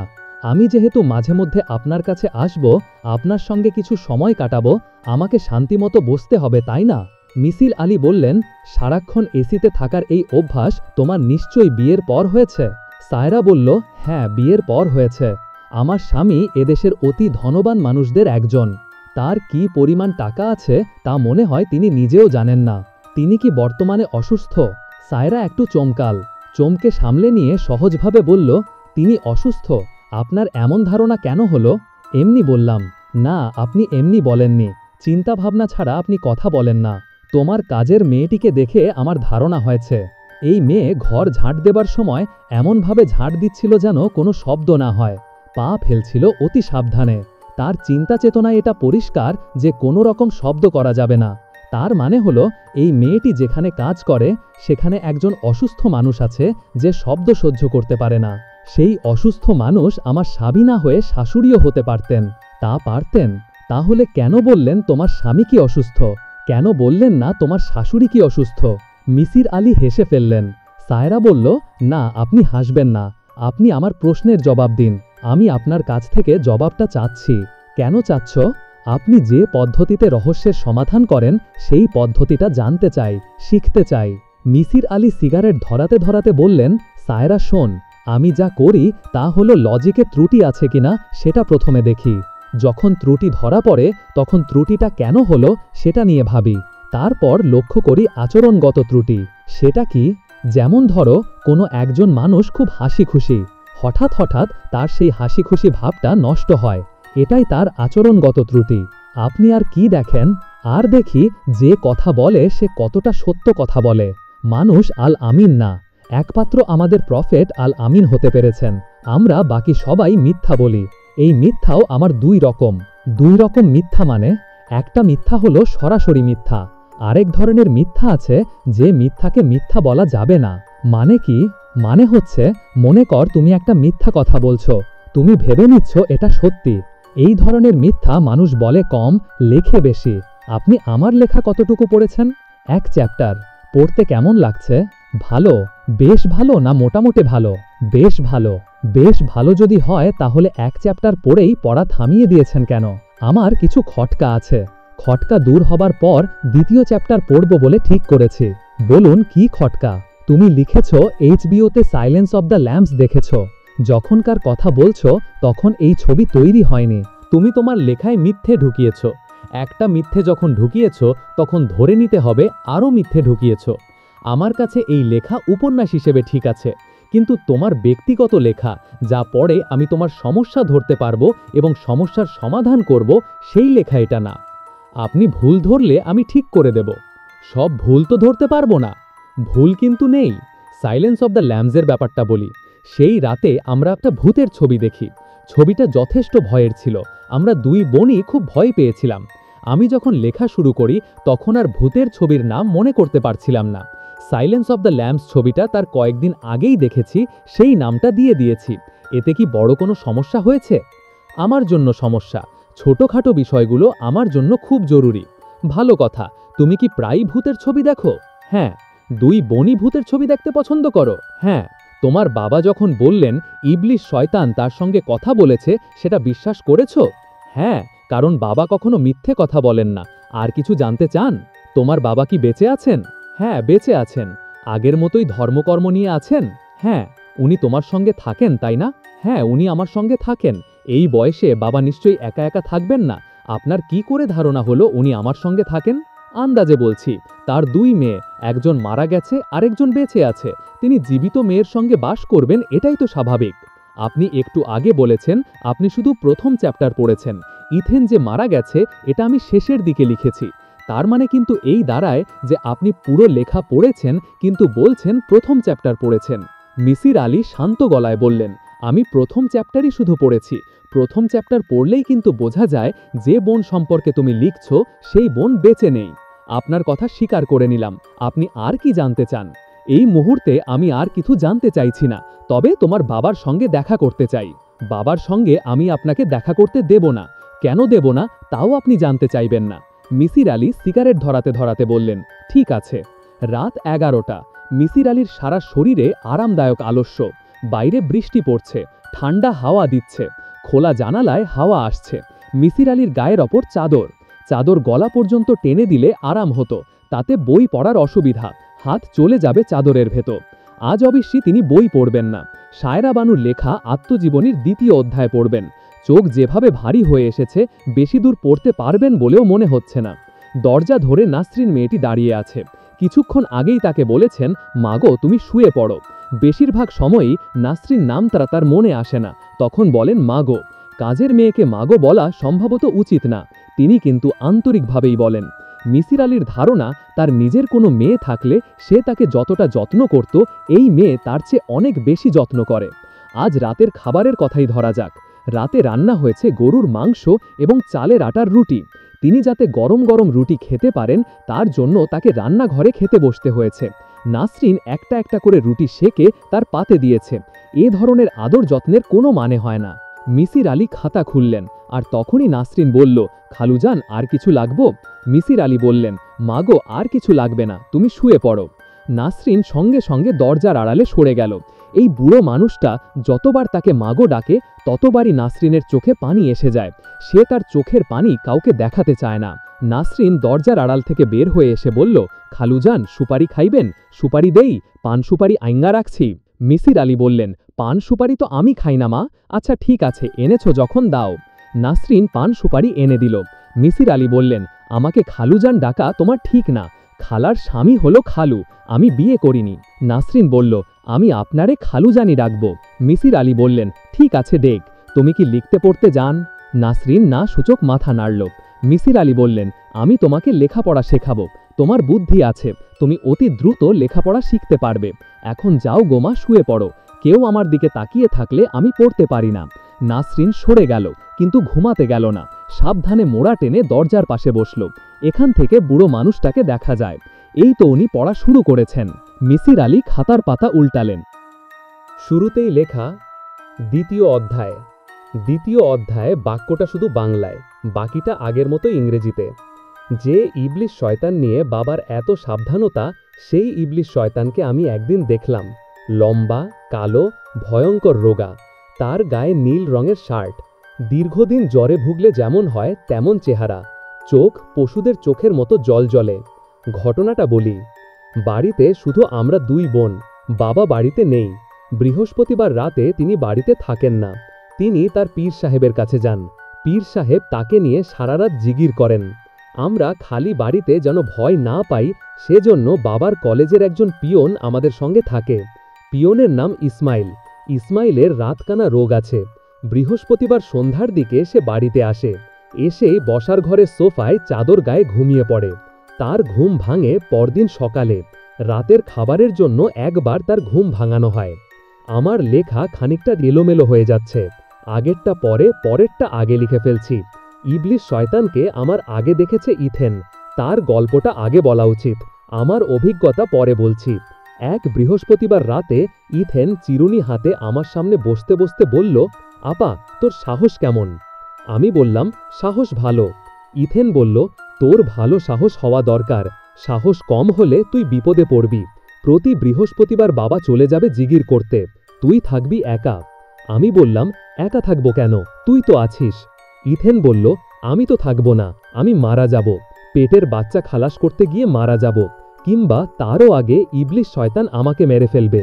আমি বললাম, উদ্ভট কথা আমাকে বলবি না। ইথেন বলল, আমি কোনো উদ্ভট কথা বলছি না, ইবলিশ শয়তান যে এ বাড়িতে বাস করে এটা আমি জানি, আমি দেখেছি। কোথায় দেখেছিস? একবার দেখেছি ছাদে, আর একবার দেখেছি রান্নাঘরে। সে চেহারা বদলায়। ছাদে যাকে দেখেছি আর রান্নাঘরে যাকে দেখেছি তারা দেখতে দুরকম। একজন ছিল কুচকুচে কালো, আর একজন ধবল কুষ্ঠ রোগীর মতো সাদা। আমি বললাম, ইথেন, তুই আমাকে ভয় দেখাবি না। ইথেন বলল, ভয় দেখাচ্ছি না, যেটা ঘটেছে সেটা বলছি, পুরোপুরি বলছি, দাড়ি সেমিকোলন সহ। দরকার নেই। দরকার আছে, আগে থেকে জানলে সাবধান থাকতে পারবি, নয়তো হঠাৎ দেখে ভয়ে ভবদা মেরে যাবি। আগে ছাদে কি দেখেছি বলি। বৃহস্পতিবার সন্ধ্যাবেলার কথা, সালোয়ার কামিজ পরেছি, ওড়না খুঁজে পাচ্ছি না। হঠাৎ মনে হলো আমি ওড়না ছাদে শুকাতে দিয়েছি। শুধু ওড়না না, তার সঙ্গে দুটা ব্লাউজ ছিল, পেটিকোট ছিল। আমি ছাদে গেলাম। ছাদে যাওয়ার সিঁড়ি ঘরের দরজা সব সময় খোলা থাকে, সেদিন দেখলাম বন্ধ। দরজায় কোনো তালা নেই, ধাক্কা দিলে খোলার কথা, ধাক্কা দিয়েও খুলতে পারছি না। আমি ইথেনকে বললাম, সেদিন আমি কোথায় ছিলাম? ইথেন বলল, তুই তোর ঘরে, তোর জ্বর এসেছিল, তুই চাদর গায়ে দিয়ে শুয়েছিলি, মনে পড়েছে? না, মনে পড়ছে না। ইথেন বলল, দাঁড়া, মনে করিয়ে দিচ্ছি। তোর গায়ে অনেক জ্বর, তারপরেও বাবা তোকে ফেলে রেখে জিগির করতে চলে গেল, তুই মন খারাপ করলি, এখন মনে পড়ছে? মনে পড়েছে। ইথেন বলল, গল্পের মাঝখানে কথা বলবি না, ফ্লো নষ্ট হয়ে যায়। পুরো গল্পটা একবার বলে নেই, তারপর যা প্রশ্ন করার করবি, নো ইন্টারাপশন। আমি যেন কোথায় ছিলাম? সিঁড়িঘরের দরজা খুলতে পারছিলি না? হ্যাঁ, সিঁড়িঘরের দরজা খুলতে পারছি না, ধাক্কাধাক্কি করছি। এক সময় মেজাজ খারাপ হয়ে গেল, ফিরে আসার জন্য রওনা হয়েছি। সিঁড়ি দিয়ে 2 স্টেপ নেমেছি, তখন আপনা আপনি দরজা খুলে গেল। ঘটনাটা যে অস্বাভাবিক এটা আমার মনে হলো না। আমি খুশি মনে ছাদে গেলাম। ছাদের মাঝামাঝি জায়গায় ইবলিশ শয়তানটা দাঁড়িয়েছিল, মিশমিশে কালো, দেখতে মোটামুটি মানুষের মতো, শুধু তার গলাটা অস্বাভাবিক লম্বা। তবে শুরুতেই তার গলার দিকে চোখ গেল না। শুরুতেই যা দেখে কলিজা নড়ে গেল তা হচ্ছে জিনিসটা নগ্ন। তারপর চোখ পড়ল তার গলার দিকে। লম্বা গলার কারণে মাথাটা শরীর থেকে অনেকখানি ঝুঁকে আছে। নগ্ন মানুষের মতো দেখতে জন্তুটা আমার দিকে এগিয়ে আসতে শুরু করল। আমি আতঙ্কে জমে গেলাম। আমার চিৎকার দেওয়া উচিত, ছাদ থেকে ছুটে নেমে যাওয়া উচিত, এই সব কিছুই মনে এলো না। আমি তাকিয়ে আছি তো তাকিয়েই আছি। ভূতপ্রেতের ছবিতে দেখা যায় এরা যখন হাঁটে দ্রুত হাঁটে, বাতাসের ওপর দিয়ে ছুটে যায়, কিন্তু এই নগ্ন জিনিসটা পা টিপে টিপে হাঁটছে। ছোট বাচ্চারা হাঁটা শিখলে যেভাবে হাঁটে তার হাঁটার ভঙ্গি সেরকম, টলমল করে হাঁটা, যেন তাকে না ধরলে সে এক্ষুনি ধপাস করে পড়ে যাবে। সে যখন আমার কাছাকাছি চলে এলো তখন আমার মনে হলো আমি করছি কি, আমি কেন দাঁড়িয়ে আছি। তখনই দৌড় দিলাম, পাগলের মতো সিঁড়ি বেয়ে নামতে লাগলাম। ইথেন বড় নিঃশ্বাস ফেলে থামল। আমি বললাম, ওই নগ্ন জিনিসটা তোর পিছনে পিছনে আসেনি? ইথেন বলল, না। আমি বললাম, তুই বাবাকে এই বিষয়ে কিছু বলেছিলি? না। বলিসনি কেন? আমার ইচ্ছা হয়নি। দ্বিতীয়বার কি দেখলাম বলি? আজ থাক, আরেকদিন শুনব। ইথেন বলল, বলতে যখন শুরু করেছি আজই বলবো, অন্য আরেক দিন হয়তো আমারই বলতে ইচ্ছা করবে না। সেদিনও ছিল বৃহস্পতিবার। বাবা গেছেন জিগির করতে। ঘরে আমরা 2 জন আর বাবার কলেজের পিয়নটা। আমার পেট ব্যথা করছিল বলে রাতে না খেয়ে শুয়ে পড়েছি। অনেক রাতে খিদের জন্য ঘুম ভেঙে গেছে। ফ্রিজে খাবার আছে, একটা কিছু খেয়ে নিলেই হয়। আবার মনে হচ্ছে এখন যদি খেতে যাই ঘুম পুরোপুরি ভেঙে যাবে, এপাশ ওপাশ করে রাত কাটবে। তার চেয়ে চোখ বন্ধ করে ঘাপটি মেরে পড়ে থাকি, ঘুমিয়ে পড়লে ক্ষুধা টের পাবো না।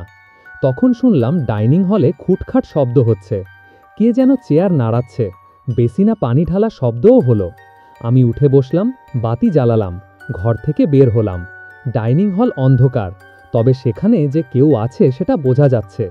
আবার চেয়ার টানা শব্দ হলো। আমি ডাইনিং হলের দরজার কাছে এসে দাঁড়িয়ে পর্দা টানলাম। স্পষ্ট দেখলাম আমার দিকে পিছন ফিরে একজন কেউ বসে আছে। তার সামনে একটা প্লেট, প্লেট থেকে খাবার নিয়ে সে খাচ্ছে। আমি বললাম, কে? সে খাওয়া বন্ধ করে আমার দিকে ফিরল। মানুষের মুখের মতো একটা মুখ, শুধু তার চোখ দুটা পশুদের চোখের মতো। পশুদের চোখ যেমন অন্ধকারে জ্বলে, তার চোখও অন্ধকারে জ্বলছে।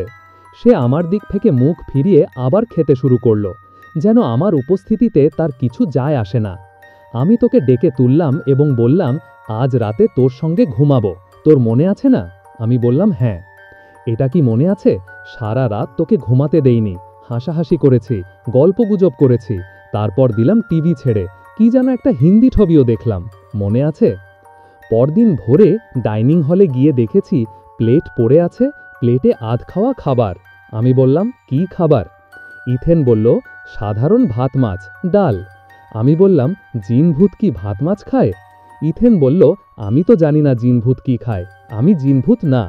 আমি বললাম, এমন কি হতে পারে না যে ভাত মাছ ডাল তুই নিজেই খেয়েছিস, তারপর ঘুমাতে গিয়ে দুঃস্বপ্ন দেখেছিস? ইথেন আমার প্রশ্নের জবাব দিল না। তার মুখ দেখে মনে হলো আমার কথা সে একেবারে যে অগ্রাহ্য করছে তা না। জিনের খাদ্য কি এই নিয়ে সব সময় তার মাথা ব্যথা ছিল। জিন কি খায়, ভূত কি খায়, এই নিয়ে বাবাকে প্রায়ই প্রশ্ন করে। বাবা অসম্ভব বিরক্ত হতেন। বাবা, জিনের খাদ্য কি? বাবা বললেন, জানি না মা। তুমি এমন ধর্মকর্ম করা মানুষ, তুমি না জানলে কিভাবে হবে? বাবা বললেন, আমি ধর্মকর্ম করলেও ধর্মের অনেক কিছু জানি না।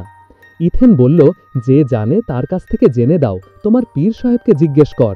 বাবা বললেন, এইসব তুচ্ছ বিষয় নিয়ে কারো সঙ্গে আলোচনা করতে ভালো লাগে না রে মা। তুমি তো কারো সঙ্গে আলোচনা করনি, তুমি বুঝবে কিভাবে আলোচনা করতে ভালো লাগে কি লাগে না? মা গো, বিরক্ত করিস না। আমার প্রশ্নের জবাব বের না করে দিলে আমি বিরক্ত করেই যাব। জিনের খাদ্য কি জেনে তুই কি করবি? ওদের সব খাদ্য জোগাড় করে রাতের বেলা টেবিলে সাজিয়ে রাখব, যাতে ওরা এসে খেতে পারে। জিনের খাদ্য নিয়ে আমি একটা বই লিখব বলেও ঠিক করেছি। বইটার নাম হবে জিনের সুষম খাদ্য। আর একটা বই লিখব জিনের খাদ্য ও পুষ্টি। এটা হবে রান্নার বই, সেখানে সব খাবারের রেসিপি দেওয়া থাকবে।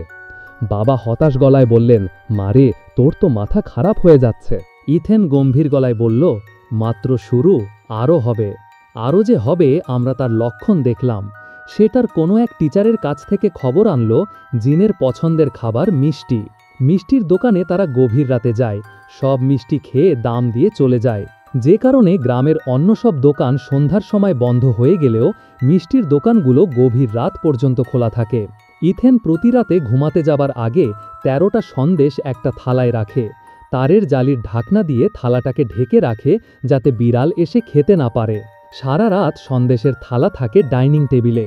ভোরবেলা ঘুম থেকে উঠেই ইথেন সন্দেশ গোনে, ১৩টা সন্দেশই আছে না জিন এসে খেয়ে কমিয়েছে। ১৩টা সন্দেশের রহস্য হল ইথেনের লাকি নাম্বার ১৩, তার জন্ম তারিখ অক্টোবরের ১৩। সন্দেশ রাখার চতুর্থ দিন ভোরবেলায় হইচই শুরু হলো। দেখা গেল সন্দেশ আছে ১২টা, একটা কম। জিন এসে একটা সন্দেশ খেয়ে গেছে। ইথেন আনন্দ এবং উত্তেজনায় লাফাচ্ছে। আমি তার কাছে গিয়ে বললাম, জিন সন্দেশ খেয়েছে বলে আমার মনে হচ্ছে না। ইথেন বলল, কেন মনে হচ্ছে না? আমি বললাম, জিনের যেমন মিষ্টি প্রীতির কথা শুনেছি, তারা একটা সন্দেশ খাবে না, কয়েকটা খাবে। সন্দেশ খাবার পর তারা পানি খাবে না। এই জিন সন্দেশ খাবার পর পানি খেয়েছে। সন্দেশের থালার কাছে আধ খাওয়া পানির গ্লাস। ইথেন মুখ কালো করে বাবার কাছে গেল, থমথমে গলায় বলল, বাবা, রাতে তুমি সন্দেশ খেয়েছ? বাবা বিব্রত গলায় বললেন, একটা সন্দেশ খেয়েছি মা, হঠাৎ ক্ষুধা লাগলো। ইথেন কাঁদতে শুরু করল। বাবা বললেন, কাঁদার কি হয়েছে? ১২টা সন্দেশ তো তোর জিনের জন্য রাখা ছিল। ইথেন সারাদিন কিছু খেল না। সেই রাতে দেখা গেল ১২টা সন্দেশের একটাও নেই, কেউ এসে খেয়ে গিয়েছে। তার পরের সপ্তাহেই আমি জিন বা শয়তান বা ইবলিশকে দেখলাম, তার সঙ্গে কথা বললাম। এই বিষয়টি আমি বিস্তারিত বর্ণনা করব। শ্রাবণ মাস, বৃহস্পতিবার রাত। বৃষ্টি শুরু হয়েছে সন্ধ্যা থেকে। শ্রাবণ মাসের টিপটিপ বৃষ্টি না, আষাঢ় মাসের ঝমঝমা বৃষ্টি। ঝমঝমা বৃষ্টি হলেই ইথেনের বৃষ্টিতে ভেজার শখ হয়। তার পাল্লায় পরে আমিও বৃষ্টিতে গোসল করেছি। পানি বরফের মতো ঠান্ডা। আমার ঠান্ডার ধাত, সামান্য ঠান্ডা লাগলেই টনসিল ফোলে, জ্বর এসে যায়। আমরা গোসল করছি ছাদে। আমার ইচ্ছা খানিকক্ষণ ভিজেই উঠে পড়ব। ইথেন আমাকে ছাড়ল না।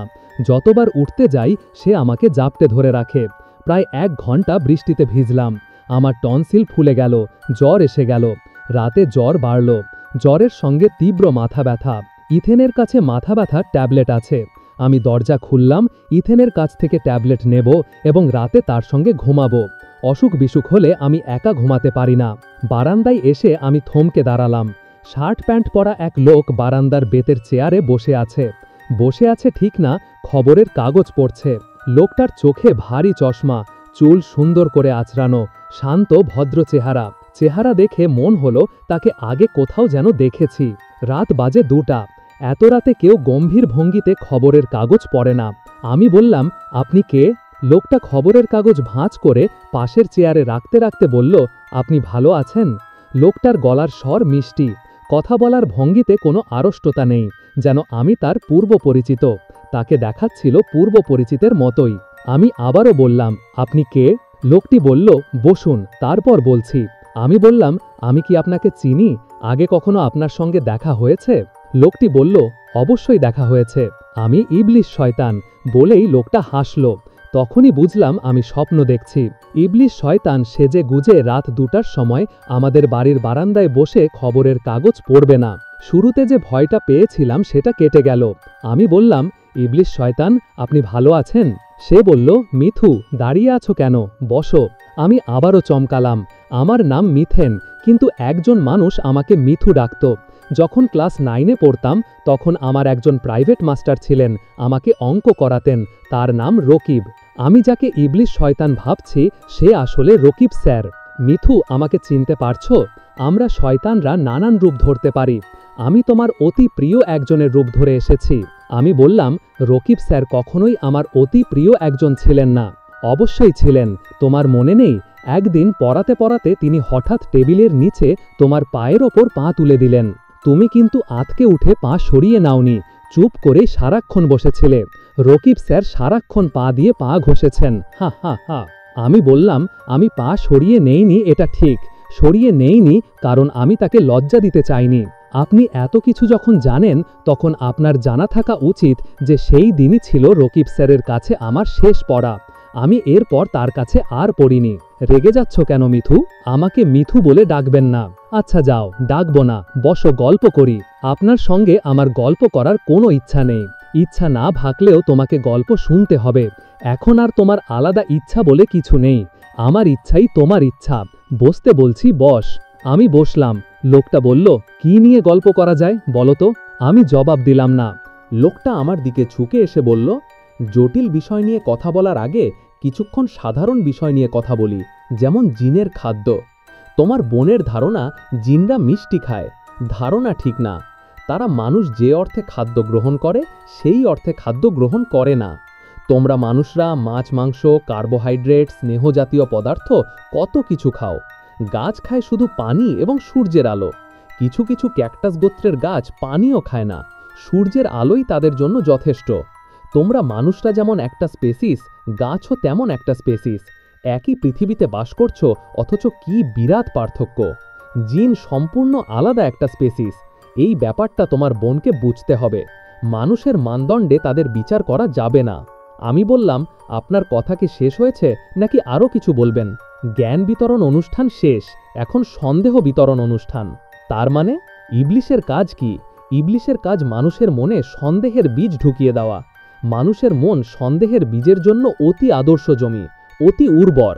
কোনো রকমে একটি সন্দেহের বীজ ঢুকিয়ে দিতে পারলে আর দেখতে হবে না। কিছুদিনের মধ্যেই সেই বীজ থেকে চারা হবে। দেখতে দেখতে সেই চারা পত্রপল্লবে শোভিত হয়ে বিরাট মহীরুহ। আপনি সন্দেহের কোন বীজ ঢুকাতে যান?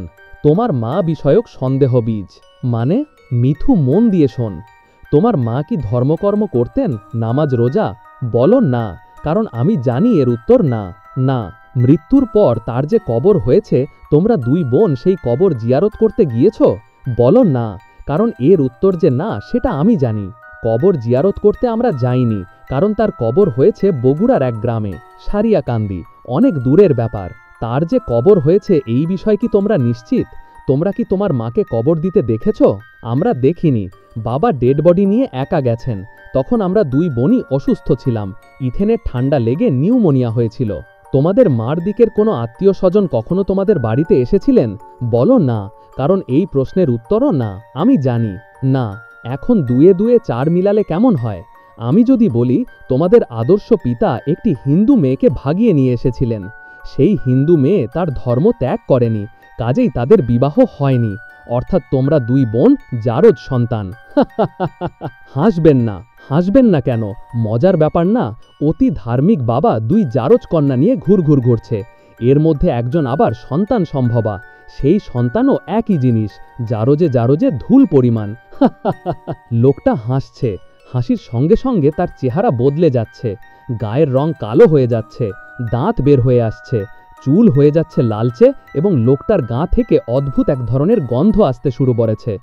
গন্ধটা পরিচিত, তবে আমি ধরতে পারছি না। লোকটা বলল, তুমি কি কোনো গন্ধ পাচ্ছ? নিশ্চয়ই পাচ্ছ। তুমি ভাবছ গন্ধটা আমার শরীর থেকে আসছে, তা না, গন্ধ আসছে তুলসী গাছ থেকে, তুলসীর গন্ধ। তোমার মা টবে তুলসী গাছ লাগিয়েছিলেন।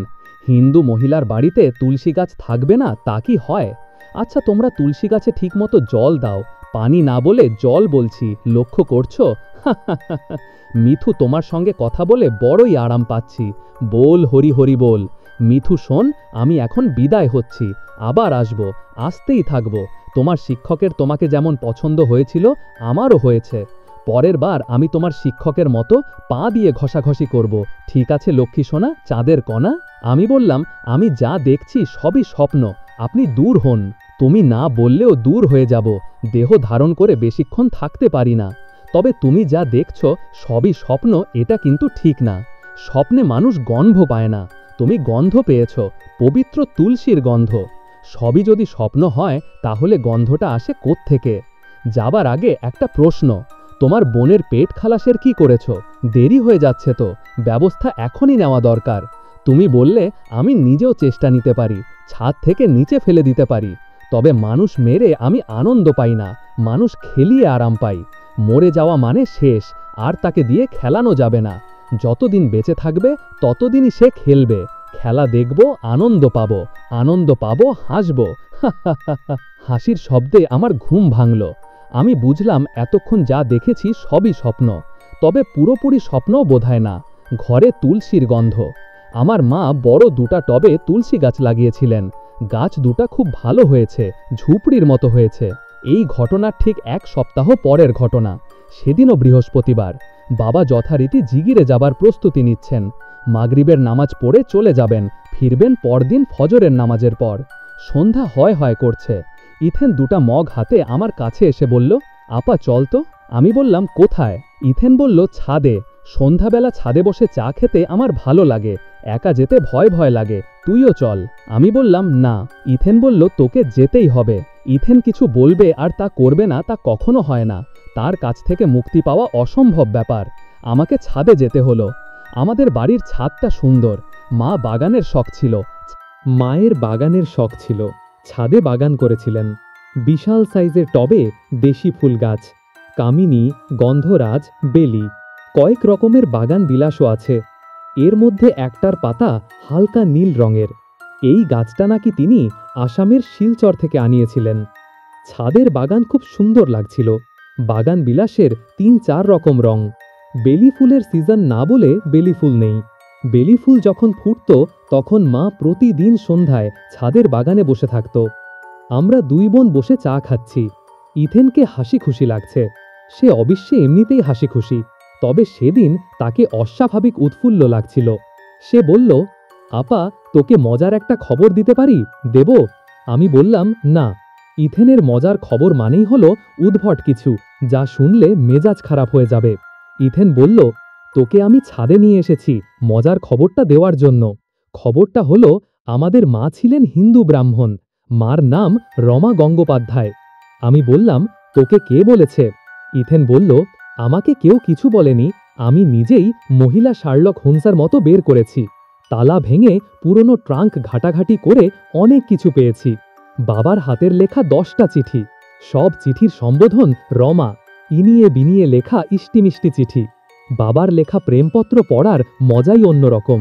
আপা, তুই পড়বি? আমি সঙ্গে করে নিয়ে এসেছি। আমি বললাম, না।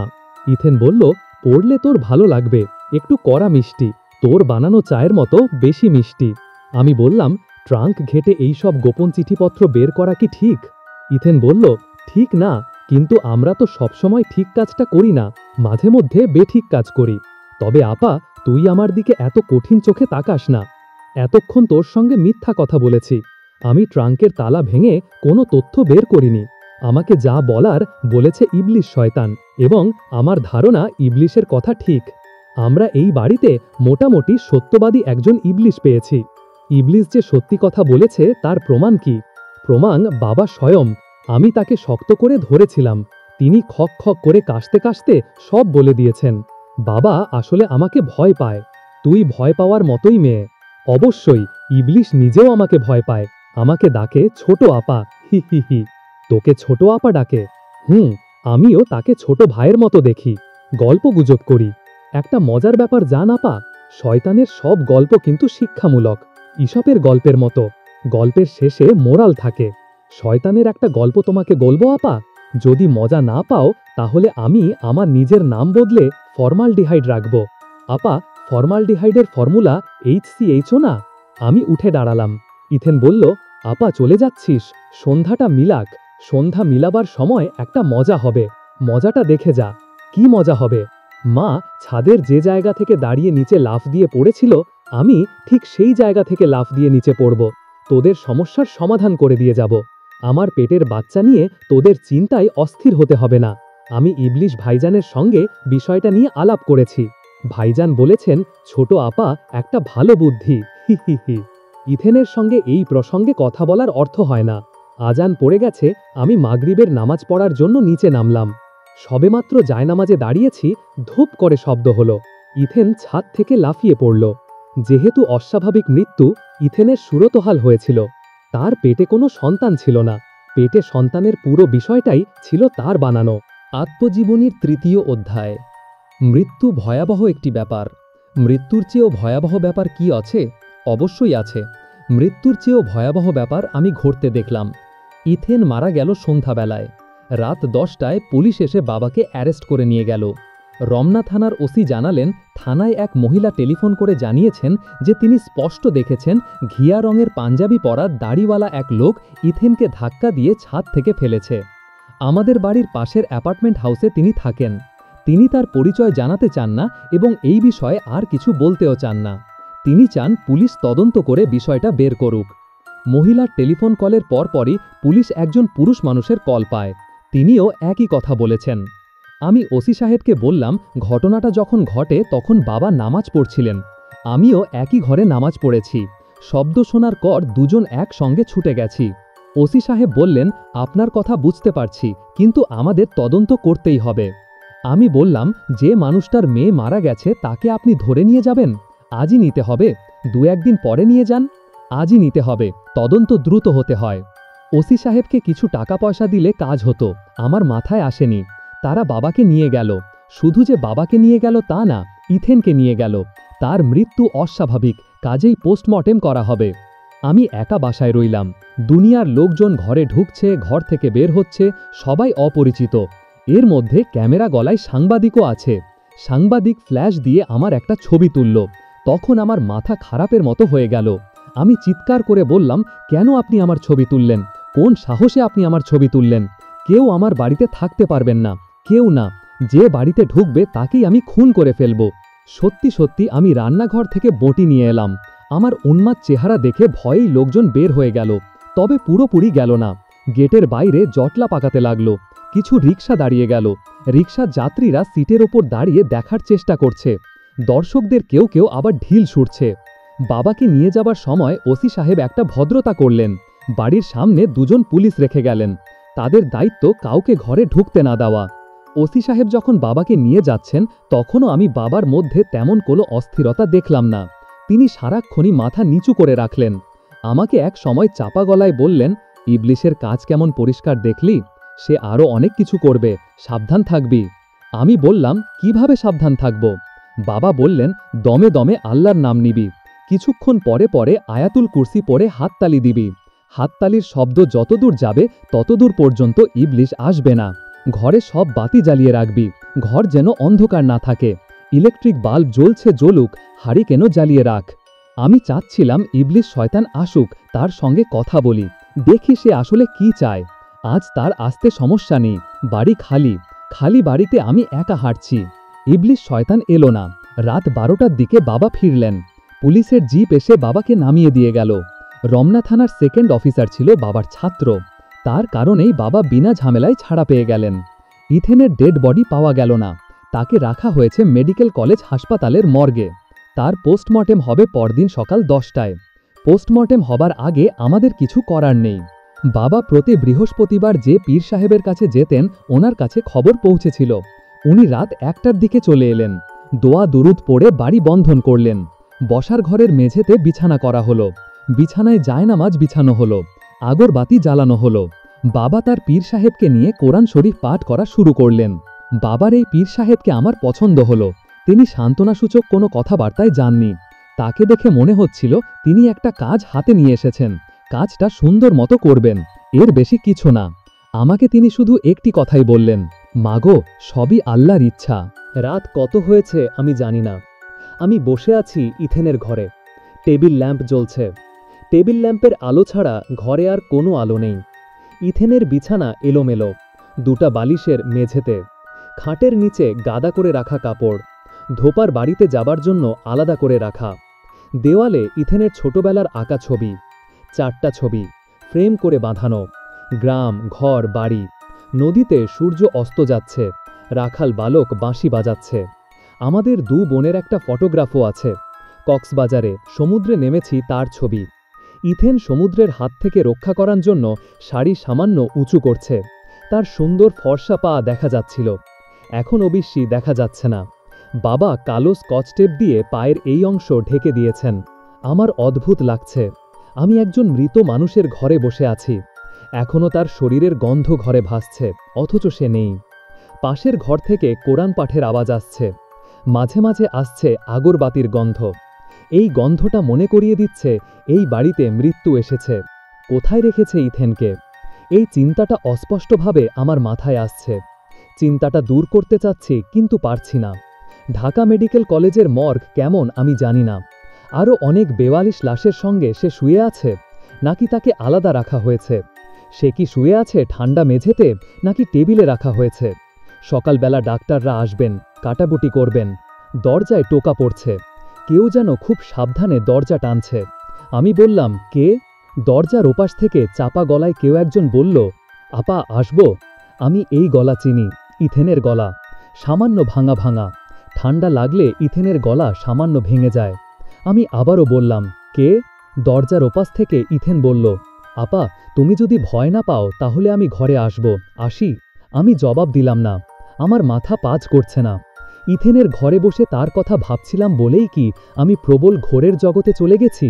হেলুসিনেশন হতে শুরু করেছে। আমার এখন কি করা উচিত? বাবাকে ডাকা উচিত, নাকি আমি ইথেনকে ঘরে ঢুকতে বলবো? দরজায় ইথেনের হাত দেখা যাচ্ছে। চুড়ি পরা ফর্সা হাত, সবুজ কাচের চুড়ি। কত উঁচু থেকে সে পড়েছে। হাতের সব চুড়ি ভেঙে যাওয়ার কথা, অথচ এখনও হাত ভর্তি চুড়ি। সে দরজা আস্তে করে ভেতরের দিকে ঠেলে দিচ্ছে। এই তো ইথেনকে দেখা যাচ্ছে, তার বড় বড় চোখ, ফর্সা শান্ত চেহারা। আপা, তুমি কি ভয় পাচ্ছ? না, ওরা আমাকে ঠান্ডা একটা বাক্সে ভরে রেখেছে। ভয় লাগছিল বলে চলে এসেছি। বেশিক্ষণ থাকবো না। আপা, বসবো? বস। বাতিটা নিভিয়ে দেবে? বাতির জন্য তাকাতে পারছি না, আলো চোখে লাগছে। আমি যন্ত্রের মতো হাত বাড়িয়ে বাতি নিবালাম। ঘর পুরোপুরি অন্ধকার হলো না। বারান্দার বাতি জ্বলছে, তার আলো খোলা দরজা দিয়ে আসছে। সেই আলোয় ইথেনকে স্পষ্ট দেখা যাচ্ছে। আমার ক্ষীণ সন্দেহ হলো, সে কি আসলেই ইথেন, নাকি ইবলিশ শয়তান ইথেনের রূপ ধরে এসেছে, নাকি পুরো ব্যাপারটাই একটা প্রবল ঘোর? আপা, বাবার সঙ্গে ওই লোকটাকে? ওনার পীর সাহেব। তোকে একটা কথা বলতে এসেছি আপা, কথাটা বলে চলে যাব। বল, কি কথা? তুই সাবধানে থাকিস। ইবলিশ শয়তান তোকে মারবে, সামান্য অসাবধান হলেই মারবে। কিভাবে সাবধানে থাকব? তাকে তুই ধাঁধার মধ্যে রাখবি, সে যেন তোকে পরিষ্কার কখনো বুঝতে না পারে। কি রকম ধাঁধা? তুই যে তার মতলব জানিস এটা তাকে বুঝতে দিবি না। আমার বুদ্ধি কম, আমি তার কাছে ধরা খেয়ে গেছি। তোর বুদ্ধি বেশি, তুই পারবি। ইথেন, আমার বুদ্ধি কিন্তু বেশি না। তাহলে এক কাজ কর, খুব বুদ্ধি আছে এমন কারোর কাছে যা। খুব বুদ্ধি আছে এমন কাউকে আমি চিনি না। এখন চিনিস না, পরে চিনবি। অতি বুদ্ধিমান একজন মানুষের সঙ্গে তোর পরিচয় হবে, তার সাহায্য চাইবি। বুঝবে কি করে সে অতি বুদ্ধিমান? তাকে ধাঁধা জিজ্ঞাসা করবি, দেখবি ধাঁধার জবাব দিতে পারে কিনা। প্রথম শুরু করবি সহজ ধাঁধা দিয়ে, তারপর কঠিনের দিকে যাবি। আপা, এই ধাঁধাটা দিয়ে শুরু কর। কোহেন কবি কালিদাস, পথে যেতে যেতে, নাই তাই খাচ্ছ, থাকলে কোথায় পেতে। ইথেন হাসছে, সে আগের মতো হয়ে যাচ্ছে। হাসি খুশি গল্পবাজ মেয়ে, সে শব্দ করেই হাসছে। পাশের ঘরে নিশ্চয়ই সেই হাসির শব্দ পৌঁছেছে। বাবা এবং তার পীর সাহেব কোরআন পাঠ বন্ধ করেছেন। বাবা উঠে আসছেন, তার পায়ের শব্দ পাওয়া যাচ্ছে। ইথেন বলল, আপা যাই। বাবা ঘরে ঢুকে ক্লান্ত গলায় বললেন, হাসছিস কেন মা? শরীর খারাপ লাগছে? মাথায় যন্ত্রণা? দুটা ঘুমের ট্যাবলেট খেয়ে শুয়ে থাক মা। তিনি আমার পাশে বসে মাথায় হাত বুলাচ্ছেন। আমি কাঁদতে শুরু করেছি, কিন্তু আমার কান্নার শব্দ হাসির মতো শোনাচ্ছে। বাবা বিড়বিড় করে বললেন, তুই কাঁদছিলি, অথচ আমার কাছে মনে হচ্ছিল কেউ একজন হাসছে। বিপদে আপদে মানুষের মাথা ঠিক থাকে না, কি শুনতে কি শোনে। আমি বললাম, বাবা একটা কাজ করবে, আমাকে ঢাকা মেডিকেল কলেজে নিয়ে যাবে, আমি মর্গের বারান্দায় দাঁড়িয়ে থাকব। বাবা বললেন, ঠিক হবে না রে মা। আমি বললাম, কেন ঠিক হবে না? অবশ্যই ঠিক হবে, তোমার মেয়েটা একা পড়ে আছে, একা একা ভয় পাচ্ছে। বাবা বললেন, এত রাতে কিভাবে যাব? আমি বললাম, রিকশা নিশ্চয়ই পাওয়া যাবে, আর যদি না পাওয়া যায় আমরা হেঁটে যাব। বাবা বললেন, পীর সাহেবকে জিজ্ঞাসা করে দেখি। আমি বললাম, ওনাকে জিজ্ঞেস করার কিছু নেই বাবা, ওনার মেয়ে মর্গে পড়ে নেই, তোমার মেয়ে পড়ে আছে। বাবা, তুমি আমার কথা বিশ্বাস কর, সে খুবই ভয় পাচ্ছে। তুই ওখানে গিয়ে কি করবি? আমি একটা জায়নামাজ নিয়ে যাব, মর্গের বারান্দায় জায়নামাজ বিছিয়ে সূরা ইয়াসিন পড়ব। রাত ৩টায় আমরা ঢাকা মেডিকেল কলেজের মর্গে উপস্থিত হলাম। দারোয়ান গেট খুলে দিল। সে আমাদের দেখে মোটেই অবাক হলো না।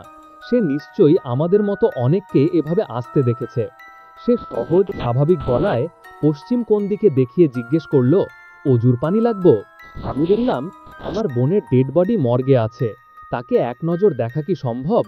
দারোয়ান বলল, নিয়ম নাই। আমি বললাম, ভাই একটা খোঁজ নিয়ে দেখেন না সম্ভব কিনা। সুপারভাইজার সাহেব হুকুম দিলে তালা খুলতে পারি, কাছে যাইতে পারবেন না, দূর থাইক্কা দেখবেন, তালা খুলনের জন্য খরচ দিবেন। খরচ কত? 500 টাকা লাগবো। 500 টাকা আমি দেব, দেখি সুপারভাইজার সাহেব আছে কিনা। ওনার হুকুম বিনা পারবো না, 1000 টাকা দিলেও পারবো না, আমার চাকরি বিলা হয়ে যাইব। বাবা জায়নামাজ বিছিয়ে সূরা ইয়াসিন পড়া শুরু করেছেন। তার পীর সাহেব চোখ বন্ধ করে তসবি টানছেন। আমি অপেক্ষা করছি সুপারভাইজারের জন্য। সুপারভাইজার সাহেবকে পাওয়া গেল। তিনি চাবি হাতে দরজা খুলে দিতে এলেন। আমি 500 টাকার একটা নোট তার হাতে দিলাম। তিনি বললেন, আরো 200 লাগবে। আমার 500, দারোয়ানের 200। আমি আরো 200 টাকা দিলাম। সুপারভাইজার সাহেবের সঙ্গে মর্গে ঢুকলাম। মর্গে 100 পাওয়ারের একটা বাতি জ্বলছে। মর্গে 3টা ডেড বডি, 3টায় 3টা আলাদা আলাদা টেবিলের ওপর। প্রতিটা ডেড বডি সাদা কাপড়ে ঢাকা। ইথেন বলেছিল তাকে রাখা হয়েছে একটা বাক্সের ভেতর, এটা ঠিক না।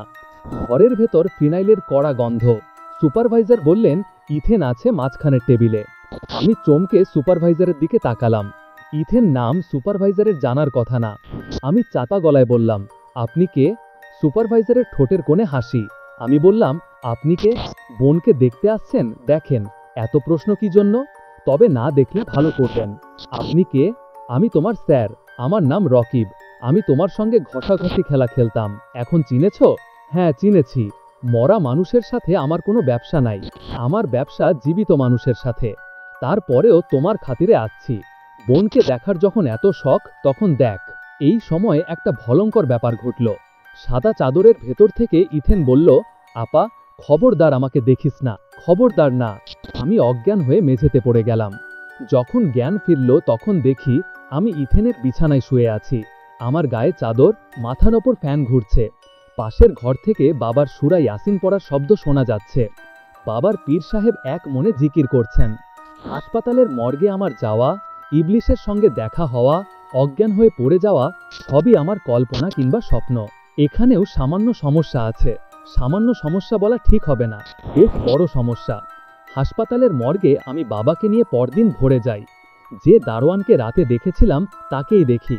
সে ঠিক রাতে যেরকম বলেছে সেইভাবে বলে, সুপারভাইজার সাহেব হুকুম দিলে তালা খুলতে পারি, কাছে যাইতে পারবেন না, দূর থাইক্কা দেখবেন, তালা খুলনের জন্য খরচ দিবেন। আমি বললাম, খরচ কত? সে বলল 500 টাকা। সুপারভাইজারের সঙ্গে দেখা হলো। রাতে আমি এই মানুষটাকেই দেখেছিলাম। তালা খোলার পর সে বাড়তি 200 টাকা নিল। রাতে আমি একা মর্গে ঢুকেছিলাম। দিনে বাবাকে সঙ্গে নিয়ে ঢুকলাম। মর্গের দৃশ্য রাতের দৃশ্যের মতো। ছোট ছোট 3টা কেবিলে 3টা ডেড বডি পড়ে আছে, সাদা চাদর দিয়ে ঢাকা। বাবা চাপা গলায় বললেন, কোনটা আমার মেয়ে? সুপারভাইজার বিরক্ত গলায় বলল, মাঝখানেরটা। আপনারা কাছে যাবেন না, যেখানে দাঁড়ায় আছেন সেখানে দাঁড়ায় থাকেন। আমি চাদর খুলে মুখ দেখায় দিতেছি। তাড়াতাড়ি বিদায় হন, রিপোর্টিং হয়ে গেলে চাকরি যাবে। আগে একবার লিখেছি, পোস্টমর্টেম রিপোর্টে ইথেনের গর্ভে কোনো সন্তান ছিল এমন কিছুই পাওয়া যায়নি। শুধু লেখা ছিল উচ্চ স্থান হইতে পতনজনিত কারণে মৃত্যু। কোথায় কোথায় আঘাত লেগেছে তার বর্ণনা। তাহলে ইথেন এই কাজটা কেন করল? কেন ছাদ থেকে লাফিয়ে পড়ল? সে কি মানসিকভাবে অসুস্থ ছিল? সে কি ধরে নিয়েছিল সে প্রেগনেন্ট? মনোবিদ্যায় এরকম রোগের উল্লেখ আছে। আমি ইথেনকে নিয়ে এরকম একটা ছবি দেখেছিলাম। ছবির নাম দ্য ইয়েলো স্নেক। সেই ছবিতে এক মহিলার হঠাৎ ধারণা হলো তিনি প্রেগনেন্ট। তার ভেতর প্রেগনেন্সির সমস্ত লক্ষণ প্রকাশিত হলো। ডাক্তারের কাছে ইউরিন টেস্ট করালেন, সেই টেস্টেও পজিটিভ পাওয়া গেল। তখন মহিলা স্বপ্নে দেখলেন তার পেটে যে সন্তান এসেছে সে কোনো মানব শিশু না, একটা সাপ। ভয়াবহ ছবি। ইথেনের কি একই সমস্যা ছিল? তার পেটে সন্তান, এই বিষয়ে সে যে নিশ্চিত ছিল তার একটা প্রমাণ আমার কাছে আছে। সে তার সন্তানকে একটি চিঠিও লিখে রেখে গিয়েছিল। চিঠিটা আমি হুবহু তুলে দিচ্ছি। প্রিয় HCHO, হ্যালো, তোমার নাম পছন্দ হয়েছে? ফর্মালডিহাইড। আমি তোমার মা, আমার নাম ইথেন। আমি সাধারণ হাইড্রোকার্বন, অথচ তুমি হলে সুপার রিঅ্যাক্টিভ ফর্মালডিহাইড। পানিতে যদি ইথেন ছেড়ে দাও, পানির কিছুই হবে না। পানি পানির মতো থাকবে, ইথেন থাকবে ইথেনের মতো। আর যদি পানিতে ফর্মালডিহাইড ছাড়, কত না কাণ্ড হবে। তুমি পৃথিবীতে আসবে কত না কাণ্ড ঘটানোর জন্য। আফসোস, তোমার এই কত না কাণ্ড দেখার সুযোগ আমার হবে না, কারণ আমি বেঁচে থাকব না। ইতি তোমার মা। মিসির আলী খাতা বন্ধ করলেন, ঘড়ির দিকে তাকালেন। রাত 11:10। তার খাটের মাথায় নাসরিন বই খাতা নিয়ে বসেছে। মিসির আলী যখন পড়েন সেও তখন পড়ে। মিসির আলী তাকে এর মধ্যেই বর্ণ পরিচয় করিয়ে দিয়েছেন। ছোট ছোট শব্দ সে এখন পড়তে পারে। লেখাপড়া শেখার প্রতি তার প্রবল আগ্রহ মিসির আলীকে মুগ্ধ করেছে। নাসরিন, খালুজান চা খাবেন? চা বানাব? মিসির আলী বললেন, চা 1 কাপ খাওয়া যেতে পারে। নাসরিনের চোখে মুখে আনন্দের আভাস দেখা গেল। এই মানুষটার জন্য যে কোনো কাজ করতে পারলেই তার ভালো লাগে। নাসরিন, জি খালুজান। তোমার বুদ্ধি কেমন নাসরিন? বুদ্ধি ভালো খালুজান। কেমন? বুদ্ধি পরীক্ষা হয়ে যাক, একটা ধাঁধা জিজ্ঞেস করব, দেখি জবাব দিতে পার কিনা। কহেন কবি কালিদাস, পথে যেতে যেতে নাই তাই খাচ্ছ, থাকলে কোথায় পেতে? পারবো না খালুজান। তাহলে তো বুদ্ধি কম, আমি নিজেও পারছি না, আমারও তোমার মতোই বুদ্ধি কম। নাসরিন গম্ভীর গলায় বলল, বুদ্ধি কম থাকুন ভালো খালুজান। মিসির আলী বললেন, বুদ্ধি কম থাকা মোটেই ভালো না। মানুষের বুদ্ধি হওয়া উচিত খুরার মতো। খুরের মতো বুদ্ধি কারে বলে? খুরে যেমন ধার থাকে, বুদ্ধিতেও থাকবে সেরকম ধার। যেমন সায়রা বানু। তোমার কি মনে হয় মেয়েটার বুদ্ধি বেশি না? উনার বুদ্ধি খুবই ভালো, কিন্তু উনার মাথার গন্ডগোল আছে। উনারে আমি বেজায় ভয় পাই। কেন? উনি রাইতে কেমন জানি করে, ঘুমায় না, কার সাথে যেন কথা কয়, পুরুষের মতো গলায় কথা কয়। তুমি জান কিভাবে?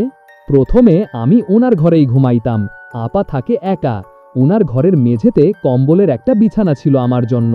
শেষে আপারে বলেছি আমি এইখানে থাকব না, আমার ভয় লাগে। তখন আপা আমারে অন্য ঘরে পাঠিয়ে দিয়েছিল। সায়রা মাঝে মাঝে পুরুষের গলায় কথা বলতো। জি। কি বলতো? কি বলতো জানি না, ইংরেজিতে কথা বলতো। খালুজান আমারে ইংরেজি পড়া শিখাইবেন? অবশ্যই শিখাবো। তার আগে আজ চেষ্টা করে দেখি দুজনে মিলে ধাঁধার অর্থ বের করতে পারি কিনা। কহেন কবি কালিদাস, এই বাক্যটার কি কোনো রহস্য আছে? 3টা শব্দই শুরু হয়েছে ক দিয়ে। কয়ের অনুপ্রাস, 3টা ক। অঙ্কের কোনো ধাঁধা না তো? খালুজান কালিদাসকে? কালিদাস ছিলেন বিরাট কবি। মেঘদূত, শকুন্তলা, এই রকম 6টা অতি বিখ্যাত কবিতার বই লিখেছিলেন। উনি মহারাজ বিক্রমাদিত্যের সভাকবি।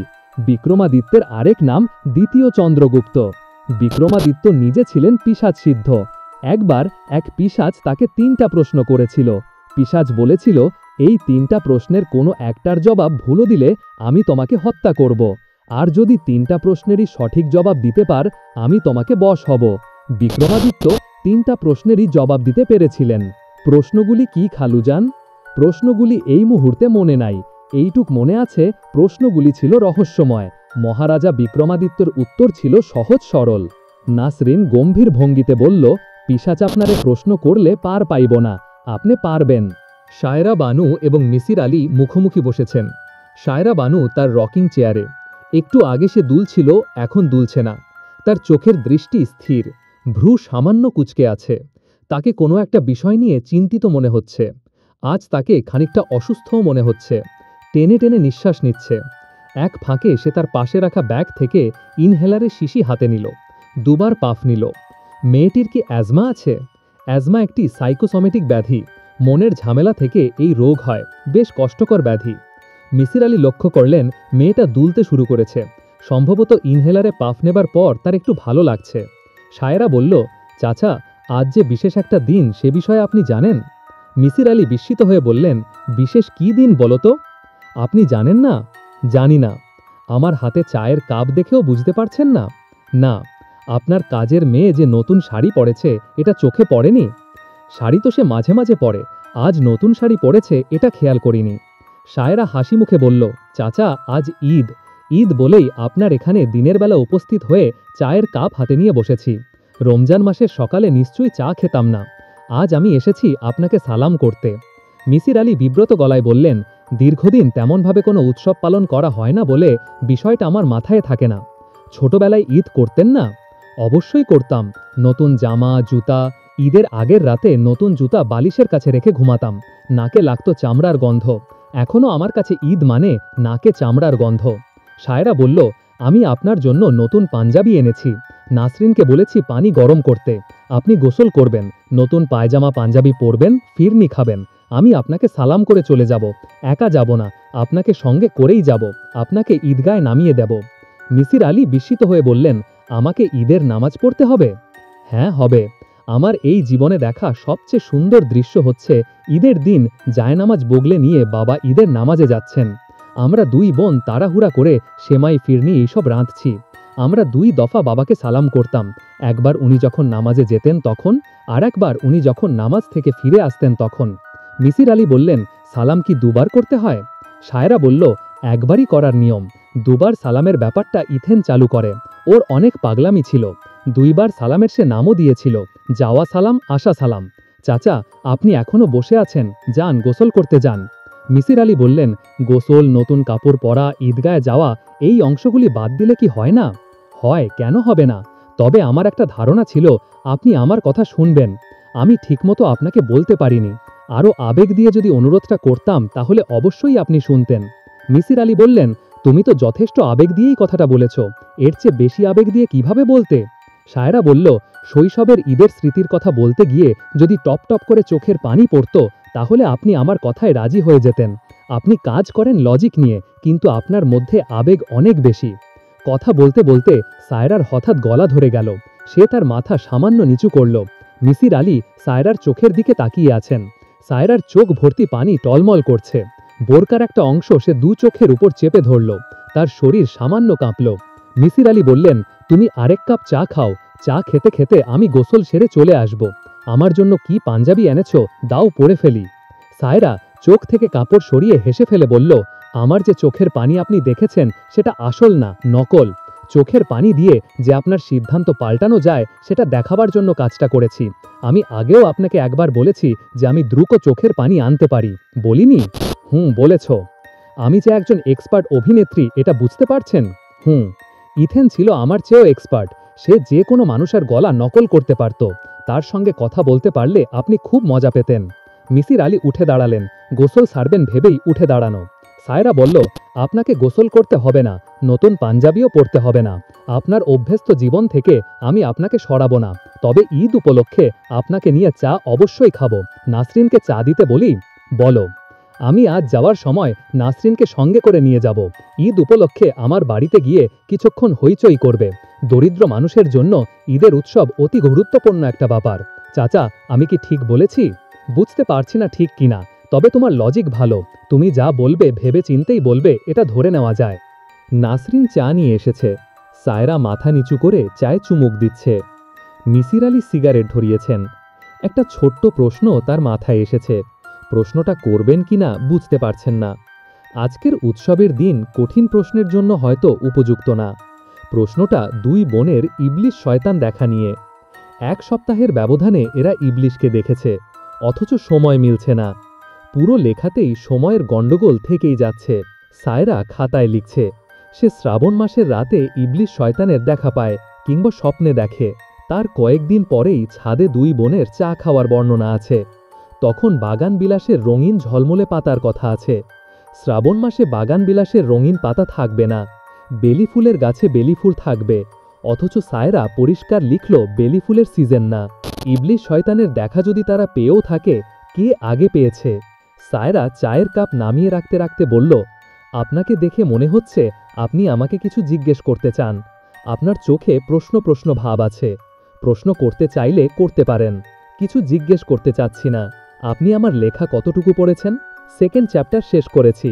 প্রথম চ্যাপ্টার শেষ করার পরে আপনার মধ্যে অনেক খটকা তৈরি হয়েছিল। 2nd চ্যাপ্টারে হয়নি? তেমন বড় কোনো খটকা তৈরি হয়নি। ছোটখাটো কিছু সমস্যা আছে, সেগুলি তেমন গুরুত্বপূর্ণ না। 2nd চ্যাপ্টার থেকে গুরুত্বপূর্ণ কোনো তথ্যই পাননি? মিসির আলী বললেন, একটা পেয়েছি। তোমাদের ইবলিশ শয়তান বিরাট মিথ্যাবাদী। সে সত্যির সঙ্গে মিথ্যা মেশাচ্ছে না, মিথ্যার সঙ্গেই মিথ্যা মেশাচ্ছে। তোমার মা মোটেই হিন্দু মহিলা ছিলেন না, তার নাম রহিমা বেগম। তোমার বাবা সংক্ষেপ করে রমা ডাকতেন। সায়রা শান্ত গলায় বলল, এই তথ্য আমি আমার খাতার কোথাও লিখিনি, আপনি কোথায় পেয়েছেন? মিসির আলী দ্বিতীয় সিগারেটটা ধরাতে ধরাতে বললেন, আমার এক ছাত্র বগুড়া আজিজুল হক কলেজে অধ্যাপনা করে। তাকে চিঠি লিখে বিষয়টা জানাতে বলেছিলাম, সে চিঠিতে জানিয়েছে। সায়রা বলল, আমি কি চিঠিটা পড়তে পারি? মিসির আলী বললেন, অবশ্যই পার। তিনি চিঠি এনে দিলেন। চিঠিতে লেখা, শ্রদ্ধেয় স্যার, আসসালাম। আমি আপনার চিঠি পেয়ে যার পণ্যায় বিস্মিত হয়েছি।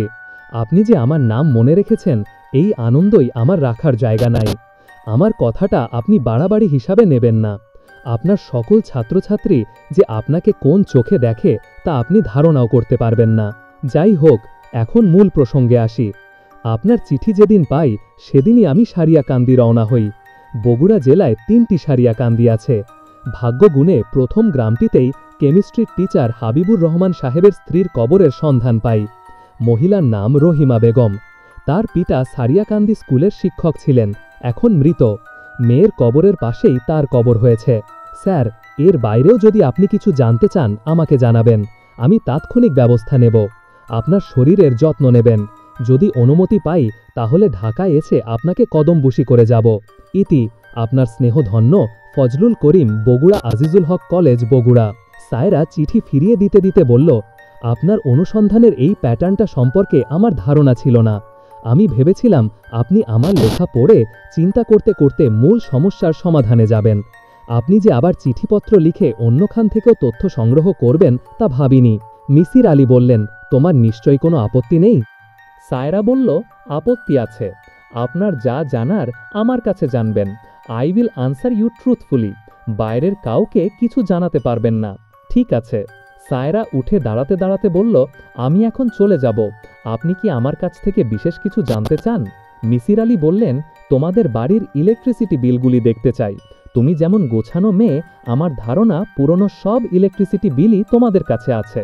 আপনার কি সব বিল দরকার? হ্যাঁ, সবই দরকার। আমি বিল পাঠিয়ে দেব। সায়রা দ্রুত ঘর থেকে বের হলো। নাসরিনকে তার সঙ্গে করে নিয়ে যাবার কথা, সে নিল না, মনে হয় ভুলে গেছে। সে আরও একটা ব্যাপার ভুলে গেছে, মিসির আলীকে ঈদের সালাম। সে বলেছিল এ বাড়িতে তার আসার উদ্দেশ্য মিসির আলীকে সালাম করা। কোনো কারণে সায়রা অবশ্যই আপসেট। ফজলুল করিমের লেখা চিঠিটা কি কারণ হতে পারে? মিসির আলী ঠিক ধরতে পারছেন না। ঈদের দিনটা নাসরিনের বৃথা গেল না। মিসির আলী তাকে নিয়ে বেড়াতে বের হলেন। বাচ্চা একটা মেয়ে নতুন শাড়ি পরে ঈদের দিনে ঘরে বসে থাকবে, এটা কেমন কথা? তিনি তাকে নিয়ে চিড়িয়াখানায় গেলেন।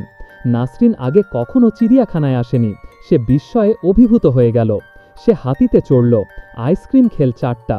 বানরের খাঁচার সামনে থেকে তাকে নড়ানোই যায় না। মিসির আলী বললেন, মজা পাচ্ছিস নাকি রে মা? নাসরিন বলল, সন্ধ্যার দিকে তারা যখন ফিরছে, বের হবার গেটের কাছাকাছি চলে এসেছে, তখন নাসরিন ফিসফিস করে জানালো সে আরেকবার জলহস্তী দেখতে চায়। মিসির আলী হাসি মুখে তাকে জলহস্তী দেখাতে নিয়ে গেলেন। রাতে নাসরিনকে নিয়ে বেড়াতে গেলেন হোটেলের মালিক হারুন ব্যাপারীর বাসায়। হারুন ব্যাপারী আনন্দে অভিভূত হয়ে গেল। সে চোখ কপালে তুলে বলল, আপনি আসছেন, এটা কেমন কথা? মিসির আলী বললেন, ঈদের দিন বেড়াতে আসব না? হারুন ব্যাপারী বলল, অবশ্যই আসবেন। আপনি আমার বাড়িতে এসেছেন, এটা যে আমার জন্য কত বড় ভাগ্যের ব্যাপার সেইটা আমি জানি। ঠিকানা পাইলেন কই? আপনার হোটেলে গিয়েছিলাম, সেখানে একটা ছেলের কাছ থেকে জোগাড় করেছি। হারুন ব্যাপারী খাওয়া দাওয়ার বিপুল আয়োজন করল। শুধু খাওয়া দাওয়া না, রাতে তাদের সঙ্গে সেকেন্ড শো সিনেমা দেখতে যেতে হলো। গত 5 বছর থেকে নাকি সে প্রতি 2 ঈদের রাতে পরিবারের সবাইকে নিয়ে সেকেন্ড শো সিনেমা দেখে। মিসির আলী সিনেমা দেখার অংশ থেকে মুক্তি পেতে চেয়েছিলেন। ক্ষীণ গলায় বলেছিলেন, ঈদের দিন সিনেমা দেখাটা আপনাদের পরিবারের ব্যাপার, সেখানে আমি ঠিক। হারুন ব্যাপারী কঠিন গলায় বলল, যে বলে আপনি আমার পরিবারের লোক না, তার গালে যদি জুতা দিয়া 2 বারি আমি না দিছি, তাহলে আমার নাম হারুন ব্যাপারী না। ছবি দেখে মিসির আলী যথেষ্টই মজা পেলেন। ছবির নাম জিদ্দি সন্ত্রাসী। সেখানে একজন ভয়ঙ্কর সন্ত্রাসীর প্রেম হয় কোটিপতির একমাত্র কন্যা চামেলির সঙ্গে। খবর জানতে পেরে চামেলির বাবা শিল্পপতি ওসমান সন্ত্রাসীকে জীবিত অথবা মৃত ধরার জন্য 10 লক্ষ টাকা পুরস্কার ঘোষণা করেন। চামেলি একদিন সন্ত্রাসীকে নাম রাজা বাবার সামনে উপস্থিত করে বলে, দাও এখন পুরস্কারের 10 লক্ষ টাকা, এই টাকা আমি দরিদ্র জনগণকে দান করব। এদিকে জানা যায় সন্ত্রাসীও আসলে সন্ত্রাসী না, সেও আর এক কোটিপতি এবং হাইকোর্টের প্রধান বিচারপতির একমাত্র সন্তান। তাকে শিশু অবস্থায় চুরি করে নিয়ে যায় এক বেদের দল। সেই বেদের দলের এক ষোড়শী কন্যার সঙ্গে রাজার বিয়ে ঠিকঠাক হয়। বিয়ের রাতে জানা যায় এই বেদেনী কন্যা, তার নামও আবার কাকতালীয়ভাবে চামেলি, আসল মানুষ নয়, সে নাগিন। ইচ্ছামতো সে মানুষের বেশ ধরতে পারে, আবার সাপও হয়ে যেতে পারে। নাগরাজের সঙ্গে তার বিরোধ বলেই সে লুকিয়ে বেদেনী কন্যা সেজে মনুষ্য সমাজে বাস করে।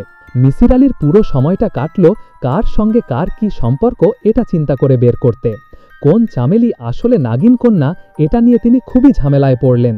নাসরিনকে বারবার জিজ্ঞেস করতে হচ্ছে, এই চামেলি কি আসলে নাগিন নাকি সে আসল মানুষ? বেদে দলের সর্দার এবং নাগরাজ কি একই ব্যক্তি নাকি আলাদা? শেষ দৃশ্যে নাগরাজ এবং নাগিন কন্যার একই সময়ে মৃত্যু হল। দুজনই সাপ হয়ে একজন আরেকজনকে দংশন করল।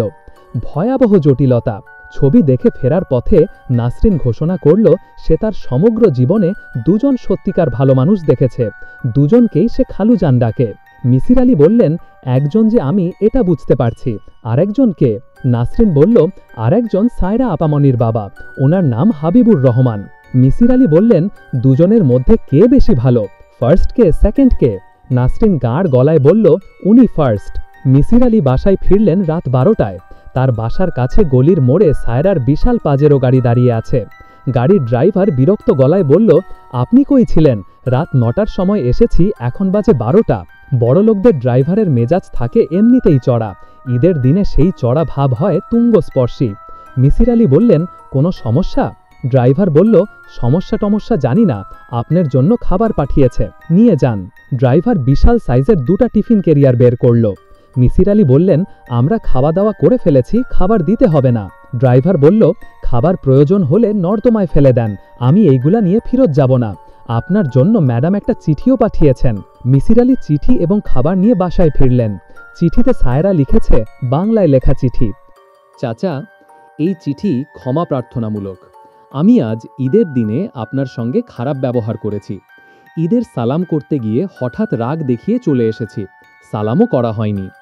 আমার রাগের কারণটা অবশ্যই আপনার কাছে পরিষ্কার। আমি চাচ্ছিলাম না আমার নিতান্তই ব্যক্তিগত বিষয়ের কোনো একটি বাইরের কেউ জানুক। আমার রাগ করাটা ঠিক হয়নি, কারণ আপনাকে আমি একটি সমস্যা সমাধানের জন্য কমিশন করেছি। সেই সমস্যা সমাধানের জন্য আপনি যা যা করার সব করবেন, এটাই তো স্বাভাবিক। তাছাড়া আমি তো আগেভাগে আপনাকে বলিনি যে আপনি বাইরের কাউকে যুক্ত করতে পারবেন না। চাচা, আপনি যাকে ইচ্ছা যা কিছু ইচ্ছা জিজ্ঞাসা করতে পারেন, আপনাকে ফ্রি পাস দেওয়া হলো। আপনার জন্য কিছু খাবার পাঠালাম, কোনো রান্নাই আমার না, বাবুর্চি রান্না করেছে। কোনো একদিন আমি নিজে রান্না করব এবং আপনাকে সামনে বসিয়ে খাওয়াবো। আমি কেমিস্ট্রির ছাত্রী। কেমিস্ট্রির ছাত্রছাত্রীরা ভালো রাঁধুনি হয়, এটা কি জানেন? কারো রান্না ভালো হয়, কারো রান্না খারাপ হয়।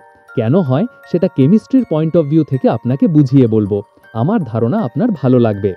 আমার বাবা কেমিস্ট্রি শিক্ষক বলেই বোধহয় ওনার রান্নার হাত অসাধারণ। মার মৃত্যুর পর প্রায়ই এমন হয়েছে যে ঘরে কাজের লোক নেই, রান্না করতে হচ্ছে, তাও একদিন দুদিন না, দিনের পর দিন। বাবা সবচেয়ে ভালো রাঁধেন মটরশুঁটি দিয়ে কই মাছের ঝোল এবং করলা দিয়ে চিংড়ি মাছ। আপনি একদিন বাবার সঙ্গে দেখা করতে চেয়েছেন। আমি ব্যবস্থা করব, যেদিন আসবেন বাবার হাতের রান্না খাবেন। চিঠিটা দীর্ঘ হয়ে গেল। কেন দীর্ঘ হলো শুনলে আপনার হয়তোবা সামান্য মন খারাপ হবে। আমার অ্যাজমার টান উঠেছে। কিছুক্ষণ আগে নেবুলাইজার ব্যবহার করেছি, তাতে লাভ হয়নি। শ্বাসকষ্ট হচ্ছে। যখন শ্বাসকষ্ট হয় তখন যদি প্রিয় কোনো কাজে নিজেকে ব্যস্ত রাখি তাহলে কষ্টটা কম হয়। আপনার কাছে চিঠি লেখার ব্যাপারটা ততক্ষণ শ্বাসকষ্ট টের পাচ্ছি না। চাচা, আপনি ভালো থাকবেন। ও আচ্ছা, আপনাকে একটি বিশেষ থ্যাঙ্কস চিঠির শুরুতেই দিতে চেয়েছিলাম, ভুলে গেছি। এখন দিয়ে দেই। আপনি যে কাজের মেয়েটাকে লেখাপড়া শিখিয়েছেন এটা আমার ভালো লেগেছে। মেয়েটি অতি ভালো, তাকে রাখা হয়েছিল বাবার সেবার জন্য। বাবাও মেয়েটিকে অত্যন্ত স্নেহ করেন, কিন্তু আমাদের কারোরই মনে হয়নি এই মেয়েটিকে লেখাপড়া শেখানো যায়। আপনার মনে হয়েছে। এই সব আপাত তুচ্ছ কর্মকাণ্ড দিয়েই কিন্তু একজন মানুষ অন্য একজন মানুষের কাছ থেকে আলাদা হয়ে যায়। বিনীত, সায়রা বানু। স্কটল্যান্ডের এবারডিন বিশ্ববিদ্যালয়ের সাইকোলজির ফুল প্রফেসর সর্দার আমির হোসেন মিসির আলীকে একটি চিঠি কুরিয়ার সার্ভিসে পাঠিয়েছেন। চিঠিটা এরকম: শ্রদ্ধেয় স্যার, আমার সালাম নিন। আপনার চিঠির জবাব দিতে কিছু দেরি করে ফেললাম, তার জন্য শুরুতে ক্ষমা প্রার্থনা করছি। মনোবিদ্যার একটি কনফারেন্স চলছিল, আমি ছিলাম প্রোগ্রাম কোঅর্ডিনেটরদের একজন। স্যার, আপনার চিঠি পড়ে মন সামান্য খারাপ হয়েছে। আপনি আবারও কোনো রহস্য সমাধানে নেমেছেন বলে মনে হয়েছে। আপনি আপনার ক্ষমতার কোনো ব্যবহারই করলেন না। ক্ষমতা নষ্ট করলেন তৃতীয় শ্রেণীর সব রহস্য সমাধান করতে গিয়ে। রহস্য সমাধান করবে সরকারের গোয়েন্দা বিভাগ, আপনি না। আপনি আপনার মূল কাজটা করবেন। আমরা যারা আপনার ছাত্র তারা সবাই আপনার কথা ভেবে দুঃখ পাই। মানসিক চিন্তার ক্ষমতা ঈশ্বর প্রদত্ত। এই ক্ষমতার হাস্যকর ব্যবহার অপরাধের মধ্যে পড়ে। স্যার, আমার কঠিন কথাগুলি ক্ষমা করবেন। এখন আপনি যা জানতে চাইছেন জানাচ্ছি।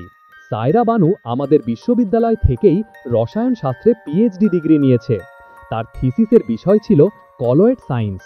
আমি খোঁজ নিয়ে জেনেছি সে ছাত্রী হিসেবে অত্যন্ত মেধাবী ছিল। ডিগ্রি প্রাপ্তির পরপরই তাকে এবারডিন বিশ্ববিদ্যালয়ে লেকচারারশিপের অফার দেওয়া হয়েছিল। সে সেই অফার গ্রহণ করেনি। আপনি মেয়েটির মানসিক অবস্থা কেমন ছিল জানতে চেয়েছেন।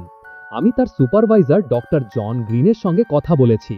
ডক্টর জন গ্রিন জানিয়েছেন তার এই ছাত্রীর মধ্যে তিনি কখনো মানসিক কোনো সমস্যা দেখেননি। সায়রা বানু ক্যাম্পাসে থাকত না, সে ক্যাম্পাসের বাইরে একটা ছোট্ট অ্যাপার্টমেন্টে একা থাকত। পড়াশোনা শেষের দিকে সে তার বাবাকে নিয়ে আসে। তার বাবার নাম হাবিবুর রহমান। তিনিও একসময় রসায়ন শাস্ত্রে অধ্যাপনা করতেন। তারা যে অ্যাপার্টমেন্ট হাউসে থাকত তার বাড়িওয়ালি মিসেস স্টোনের সঙ্গেও আমি কথা বলেছি। ইউরোপ আমেরিকার বৃদ্ধা বাড়িওয়ালিদের কোনো কথাই গুরুত্বের সঙ্গে ধরা ঠিক না। এরা কর্মহীন জীবনযাপন করে এবং তাদের টেনেন্টদের সম্পর্কে নানাবিধ গল্পগাথা তৈরি করতে পছন্দ করে। এ বিষয়ে আমার নিজেরই তিক্ত অভিজ্ঞতা আছে। যাই হোক, বুড়ি মিসেস স্টোন আমাকে জানিয়েছে সায়রা বানু এবং তার বাবা দুজনেরই রাতে ঘুমাতো না, সারা রাত গুনগুন করে গান করত। হাবিবুর রহমান ধর্মভীরু মানুষ ছিলেন। আমার ধারণা তিনি কোরআন পাঠ করতেন। বুড়ি এটাকেই গান বলছে। এরা দুজন রাতে ঘুমাতো না কথাটাও হাস্যকর। এই ধরনের বৃদ্ধারা সন্ধ্যা রাতেই মট্টত খেয়া ঘুমিয়ে পড়ে। অন্যরা জেগে আছে না ঘুমাচ্ছে তা তাদের জানার কথা না। যে মেয়ে রসায়ন শাস্ত্রের মতো একটি জটিল বিষয়ে পিএইচডি থিসিস তৈরি করতে গিয়ে সারাদিন অমানসিক পরিশ্রম করছে, সে সারা রাত জেগে থাকবে কিভাবে? সায়রা বানু সম্পর্কে আপনাকে আরেকটি তথ্য দিতে পারি। এই তথ্য আপনার কাজে লাগতে পারে। নাট্যকলা বিষয়ে এই মেয়ের প্রবল আগ্রহ ছিল। সে পিএইচডি করার ফাঁকে ফাঁকে অভিনয়ের ওপর 2টি কোর্স করেছে। বিশ্ববিদ্যালয়ের ড্রামা ক্লাব শেক্সপিয়ারের টেম্পেস্ট নাটকটি মঞ্চায়ন করেছিল। টেম্পেস্টের মূল চরিত্র মিরান্ডার ভূমিকা তার করার কথা ছিল। দীর্ঘদিন সে মিরান্ডা চরিত্রের জন্য রিহার্সাল করেছে। শেষ মুহূর্তে শারীরিক অসুস্থতার জন্য নাটকটি করতে পারেনি। তবে ব্রিটিশ ফিল্ম মেকার সিবেস্টিন জুনিয়রের পূর্ণদৈর্ঘ্য ছবি দ্য অর্নেটে ভারতীর মেয়ের একটি ছোট্ট ভূমিকায় সে অভিনয় করেছে। ছবিটি আমি দেখিনি। আমি ছবিটির একটি ডিভিডি কপি আপনার জন্য পাঠালাম। আমি জানি এই ডিভিডি দেখার জন্য প্রয়োজনীয় ডিভিডি প্লেয়ার আপনার নেই। একটি ডিভিডি প্লেয়ারও পাঠালাম। প্রাক্তন ছাত্রের এই উপহার আপনি গ্রহণ করবেন এই আশা অবশ্যই করতে পারি। আপনি বিশেষভাবে জানতে চেয়েছিলেন সায়রা বানু কোনো মানসিক রোগের ডাক্তারের চিকিৎসাধীন ছিল কিনা। এই বিষয়ে আমি কোনো তথ্য বের করতে পারিনি। মানসিক রোগের ডাক্তাররা রোগীদের কোনো তথ্য বাইরে প্রকাশ করেন না। তার জন্য কোর্টের নির্দেশ প্রয়োজন হয়। স্যার, আপনি যদি আরও কিছু জানতে চান, আমি আমার ইমেল নাম্বার দিচ্ছি। চিঠি চালাচালির চেয়ে ইমেলে যোগাযোগ সহজ হবে। সর্দার আমির হোসেন। কেমন আছো সায়রা? চাচা, আমি ভালো আছি। খুব ভালো আছো সেরকম মনে হচ্ছে না। কিছুক্ষণের মধ্যে দুবার ইনহেলার নিলে। আমার মন ভালো না। যখন আমার মন খারাপ থাকে তখন শ্বাসের সমস্যা হয়। মন খারাপ কেন? আমার হাজবেন্ডের শরীর হঠাৎ বেশি খারাপ করেছে। কাল রাতে তাকে হাসপাতালে ভর্তি করতে চেয়েছিলাম, সে রাজি হয়নি। সে বলেছে জীবনের শেষ কিছুদিন সে তার নিজের বাড়িতে কাটাতে চায়। উনি কি নিশ্চিত যে তার জীবনের শেষ সময় এসে গেছে? উনি নিশ্চিত না হলেও আমি নিশ্চিত। এত নিশ্চিত কিভাবে হচ্ছ? ইবলিস শয়তান এসে তোমাকে বলেছে যে তিনি মারা যাচ্ছেন? আমাকে বলেনি, বাবাকে এসে বলেছে। সায়রা চা খাবে? না, চা খাও, তোমার সঙ্গে আমিও খাবো। এস, কিছুক্ষণ মন খুলে গল্প করি।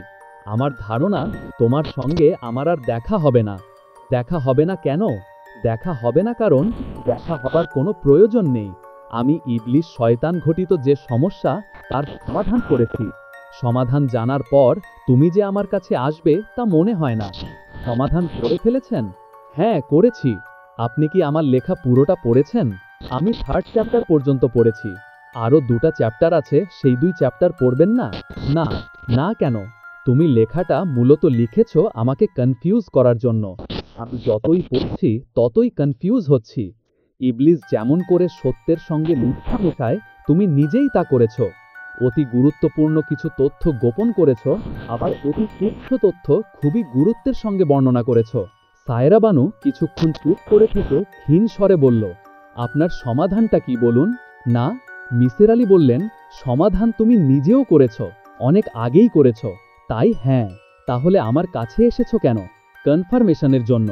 আপনার যতটা আস্থা আপনার বুদ্ধির ওপর আছে আমার ততটা নেই। মিসির আলী উঠে দাঁড়াতে দাঁড়াতে বললেন, চা নিয়ে আসি, চা খেতে খেতে কথা বলি। সায়রা বলল, আগে কথা শেষ হোক, তারপর চা খাবেন। মিসির আলী বসে পড়লেন। সায়রা বলল, চা এখন খেতে চাচ্ছি না কেন তা আপনাকে বলি। চা খেলেই আপনি সিগারেট ধরাবেন।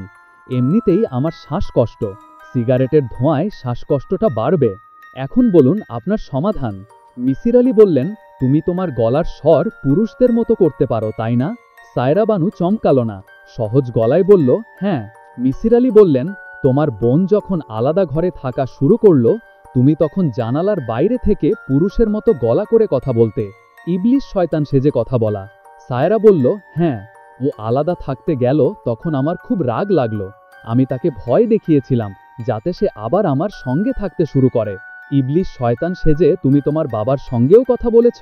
হ্যাঁ, বলেছি। ওনাকে ভয় দেখাতে চেয়েছ? হ্যাঁ, বাবাকে ভয় দেখানো জরুরি ছিল। তুমি তোমার মায়ের মৃত্যু সম্পর্কে যে বর্ণনা দিয়েছ সে বর্ণনাটা ভুল। তুমি লিখেছ ছাদের ঠিক যে জায়গা থেকে পড়ে গিয়ে ইথেনের মৃত্যু হয়েছে, তোমার মার মৃত্যুও সেখান থেকে পড়েই হয়েছে। অথচ তোমার মার মৃত্যু এ বাড়িতে হয়নি। সায়রা বলল, এ বাড়িতে হয়নি এটা ঠিক, তবে তার মৃত্যু ছাদ থেকে পড়েই হয়েছিল। মিসির আলী বললেন, তোমাদের বাড়ির পুরনো ইলেকট্রিসিটি বিলগুলি ঘেটে আমি একটা মজার তথ্য পেয়েছি। দেখলাম 5 মাস তোমরা এই বাড়িতে ছিলে না। সায়রা বলল, এই তথ্যটা মজার কেন? এই তথ্যটা মজার কারণ তখন প্রশ্ন আসে, এই 5 মাস তোমরা কোথায় ছিলে? হঠাৎ উধাও হয়ে গেলে কেন? সায়রা বলল, আপনি ইঙ্গিত করার চেষ্টা করছেন যে আমরা ইথেনের বাচ্চা ডেলিভারির জন্য বাইরে গিয়েছি, কিন্তু আমি তো খাতায় লিখেছি ইথেনের পোস্টমর্টেম করা হয়, তার পেটে কোনো বাচ্চা পাওয়া যায়নি, ইথেন পোয়েম মারা হয়। এমন কি হতে পারে না যে ওই 5 মাস তোমরা গোপনে কোথাও ছিলে, ইথেনের বাচ্চা হয়েছে, বাচ্চাটাকে কোথাও দত্তক দিয়ে তোমরা চলে এসেছো? সায়রা বলল, চাচা আপনি চা খেতে চেয়েছিলেন, চা খান। মেয়েটা কোথায়, ওকে বলুন চা দিতে। মিসির আলী বললেন, মেয়েটিকে আমি ইচ্ছা করেই আজ বাসায় রাখিনি। আমি চাচ্ছিলাম না আমাদের কথাবার্তার সময় সে থাকুক। আমার এক বন্ধু আছে, নাম হারুন ব্যাপারী। নাসরিনকে পাঠিয়েছি ওই বাড়িতে। আজ সারাদিন সে ওই বাড়িতে থাকবে। চা আমাকেই বানাতে হবে। হ্যাঁ। মিসির আলী চা এনে দেখেন সায়রা কাঁদছে, নিঃশব্দ কান্না। তিনি সায়রার দিকে চায়ের কাপ এগিয়ে দিলেন। সায়রা নিঃশব্দে চায়ে চুমুক দিল। ক্ষীণ গলায় বলল, আপনি ইচ্ছা করলে সিগারেট ধরাতে পারেন। মিসির আলী সিগারেট ধরালেন। সায়রা বলল, কথা শেষ করুন। মিসির আলী বললেন, ইথেনের মৃত্যুর পর রমনা থানায় একজন মহিলা এবং একজন পুরুষের টেলিফোন কলটা খুবই রহস্যজনক। আমি তোমাদের ওই বাড়িটি দেখতে গিয়েছি। গাছগাছালিতে ঢাকা বাড়ি। এই বাড়ির ছাদে কি হচ্ছে না হচ্ছে তা দূরের অ্যাপার্টমেন্ট হাউস থেকে দেখে কিছুই বোঝার উপায় নেই। অথচ এর মধ্যে একজন দেখে ফেলল ঘিয়া রঙের পাঞ্জাবি। অন্ধকারে কোনো রং দেখা যায় না, কাজেই যে বলেছে ঘিয়া রঙের পাঞ্জাবি তাকে দেখতে হয়েছে খুব কাছ থেকে, কিংবা সে জানে যে হত্যাকাণ্ডটি করেছে তার গায়ে ছিল ঘিয়া রঙের পাঞ্জাবি। ওই ভয়াবহ দিনে তোমার বাবার গায়ে ঘিয়া রঙের পাঞ্জাবি ছিল? হ্যাঁ। মিসির আলী সিগারেটে টান দিয়ে বললেন, টেলিফোন দুটা আমার ধারণা তুমি করেছ। প্রথমে মেয়ের গলায়, তার পরপরই পুরুষের গলায়। আমি টেলিফোন করব কেন? দুটা কারণে করবে। যাতে তোমার বাবা তোমাকে সন্দেহ না করেন, যাতে তোমার বাবার ধারণা হয় কাজটা ইবলিশ শয়তান করেছে। তোমার বাবার রূপ ধরে সে ছাদে গেছে, তোমার বোনকে ধাক্কা দিয়ে ফেলেছে। সায়রা বলল, আপনার ধারণা ইথেনকে আমি ধাক্কা দিয়ে ফেলেছি? মিসির আলী বললেন, আমি এই বিষয়ে পুরোপুরি নিশ্চিত। সায়রা বলল, হত্যাকারীর মোটিভ থাকে, আমার মোটিভ কি? মিসির আলী বললেন, পুরো ঘটনা আমি যদি অন্যভাবে সাজাই তাহলে তোমার একটা মোটিভ বের হয়ে আসে। সাজান। তার আগে আমার একটা প্রশ্ন। আপনার ধারণা আমি একজন ভয়ঙ্কর হত্যাকারী, মোটামুটি ইবলিশ শয়তানের কাছাকাছি। তাই যদি হয়, আমি আপনার কাছে সাহায্যের জন্য আসব কেন? আপনাকে তাহলে আমার প্রয়োজন কেন? মিসির আলী বললেন, আমাকে তোমার কেন প্রয়োজন সেটা পরে বলি, আগে পুরো ঘটনা অন্যভাবে সাজাই। হ্যাঁ, সাজান। তুমি লিখেছ ইথেনের মৃত্যু যেভাবে হয়েছে তোমার মার মৃত্যুও সেভাবে হয়েছে। তাহলে ধরে নেই তুমি নিজেই তোমার মাকে ধাক্কা দিয়ে ফেলেছ। কেন ফেলেছ আমি জানি না, এই অংশটি আমার কাছে পরিষ্কার না। আমার ধারণা এই মৃত্যু বিষয়ে তোমার বাবার মনে কিছু খটকা ছিল। খটকা দূর করার জন্য ইবলিশ শয়তানের উপস্থিতি তুমি কাজে লাগালে। সায়রা, তুমি কি আর এক কাপ চা খাবে? না, তুমি চাইলে আমি আলোচনা বন্ধ রাখতে পারি। আপনার যা বলার বলুন, আমি শুনছি। মিসির আলী বললেন, ইথেনের পেটে সন্তান আসার অংশটিকেও আমি সম্পূর্ণ অন্যভাবে সাজাব। যেভাবে সাজাব তাতে জিগস পাজেল খাপে খাপে মেলে। সন্তানটি আসলে এসেছিল তোমার পেটে। সন্তানটি তুমি নষ্ট করনি। যে 5 মাস তোমরা বাইলে ছিলে সেই 5 মাসে সন্তানটি পৃথিবীতে আসে এবং তাকে কোথাও দত্তক দেওয়া হয়। ইথেন পুরো বিষয়টি জানে। তাকে চুপ করিয়ে দেওয়া তোমার জন্য প্রয়োজন হয়ে পড়ে। ইথেন নামের মেয়েটা পেটে কথা রাখা টাইপ মেয়ে না, তাকে বিশ্বাস করা যায় না। ঠিক বলেছি? হ্যাঁ, ঠিক বলেছেন। তোমার লেখা 3টে চ্যাপ্টার আমি পড়ে ফেলেছি। এই 3 চ্যাপ্টারে তুমি তোমার স্বামীর কথা কিছুই লেখনি। আমি তার সম্পর্কে সামান্যই জানি, শুধু এইটুকু জানি যে তিনি অসুস্থ। তার সম্পর্কে আমরা কম জানি কারণ তুমি জানাতে চাচ্ছ না। তার অসুখটা কি ডাক্তার ধরতে পারছে না। দেশের ডাক্তাররা দেখেছে, বাইরের ডাক্তাররাও দেখেছে। শুরুতে ক্যান্সার ভাবা হয়েছিল, এখন ভাবা হচ্ছে না। যতই দিন যাচ্ছে সে দুর্বল হয়ে পড়ছে, কোনো কিছু খেতে পারে না, হজম করতে পারে না। মিসির আলী বললেন, মাথার চুল উঠে যাচ্ছে? সায়রা সামান্য চমকালো, তবে সহজ গলায় বলল, হ্যাঁ। মিসির আলী বললেন, আর্সেনিক পয়জনিং বলে একটা বিষয় আছে। খাবারের সঙ্গে যদি অতি সামান্য পরিমাণ হেভি মেটাল যেমন আর্সেনিক, অ্যান্টিমনি কিংবা লেড দেওয়া হয় তাহলে শরীরের কলকবজা এমনভাবে নষ্ট হবে যে ডাক্তাররা তার কারণ ধরতে পারবে না। হেভি মেটাল জড়ো হবে চুলের গোড়ায়, চুল পড়তে শুরু করবে। হেভি মেটালের সাহায্যে মানুষ খুন করার সহজ বুদ্ধির জন্য একজন রসায়নবিদ দরকার। বুঝতে পারছো? পারছি। এই মানুষটাকে সরিয়ে দেওয়ার চিন্তা তোমার মাথায় এসেছে কারণ তোমার মনে ভয় ঢুকে গেছে যে এই মানুষটা তোমার অতীত ইতিহাস জেনে ফেলবে। তুমি তোমার সন্তানকে প্রোটেক্ট করতে চেয়েছ। ভালো কথা। তোমার এই সন্তানের বাবা কি তোমার প্রাইভেট টিচার রকিব সাহেব? হ্যাঁ। উনি কোথায়? জানি না কোথায়, তার সঙ্গে আমার কোনো যোগাযোগ নেই। মিসির আলী বললেন, এখন আমি বলি তুমি আমার কাছে কেন এসেছ। সায়রা বলল, বলুন। সিরিয়াল কিলাররা অহংকারী হয়, তাদের ধারণা জন্মে যায় কারোরই সাধ্য নেই তাদের অপরাধ ধরার। তারা বুদ্ধির খেলা খেলতে পছন্দ করে, অন্যকে বুদ্ধিতে হারাতে পছন্দ করে। তুমি আমার কাছে বুদ্ধির খেলা খেলতে এসেছ। এটা ছাড়াও তুমি তোমার মেয়ের জন্য একটি ভালো আশ্রয়ও চাচ্ছিলে। তোমার কাছে মনে হয়েছিল আমি একটা ভালো আশ্রয়। নাসরিন কি তোমার মেয়ে না? হ্যাঁ, ইথেন যে চিঠি তার মেয়েকে লিখেছিল বলে তুমি উল্লেখ করেছ, সেই চিঠি আসলে তোমার লেখা। তুমি তোমার মেয়েকে লিখেছ। ইথেন আর্টসের ছাত্রী, ফর্মালডিহাইড কি তা সে জানে না। তুমি জান। তোমার ব্যাপারটা আমি ধরতে পারি এই চিঠি পড়ে। তোমার খাতায় এই চিঠিটা যদি না থাকতো তাহলে আমি মনে হয় না তোমাকে ধরতে পারতাম। সায়রা কাঁদছে। মিসির আলী কঠিন গলায় বললেন, শেক্সপিয়ারের টেম্পেস্ট থেকে কয়েকটা লাইন বলি। লাইনগুলি নিশ্চয়ই তোমার পরিচিত। তুমি শেক্সপিয়ারের এই নাটকে অভিনয় করতে চেয়েছিলে। And my ending is despair, unless I be relieved by prayer, as you from crimes would pardon be. Saira চোখ মুছতে মুছতে বলল, but release me from my bands with the help of your good hands. Misir Ali বললেন, পুলিশকে সবকিছু খুলে বললে কেমন হয় সায়রা? সায়রা বলল, আপনি বলতে বললে আমি অবশ্যই বলবো। মিসির আলী বললেন, তুমি কি করবে বা করবে না সেটা তোমার ব্যাপার, আমি কাউকে উপদেশ দেই না। ভালো কথা, তুমি একবার বলেছিলে তোমার বাবার হাতের রান্না খাওয়াবে, মনে আছে? ওনার সঙ্গে আমার দেখা করার শখ আছে। একজন পুণ্যবান মানুষ কি করেন জান? তিনি যখন কাউকে হাত দিয়ে স্পর্শ করেন তখন তার অন্ধকার নিজের ভেতর নিয়ে নেন। সায়রা বলল, চাচা আপনি কি আমাকে একটু হাত দিয়ে ছুঁয়ে দেবেন? না, কিন্তু তারপরেও হাত বাড়িয়ে দিলেন।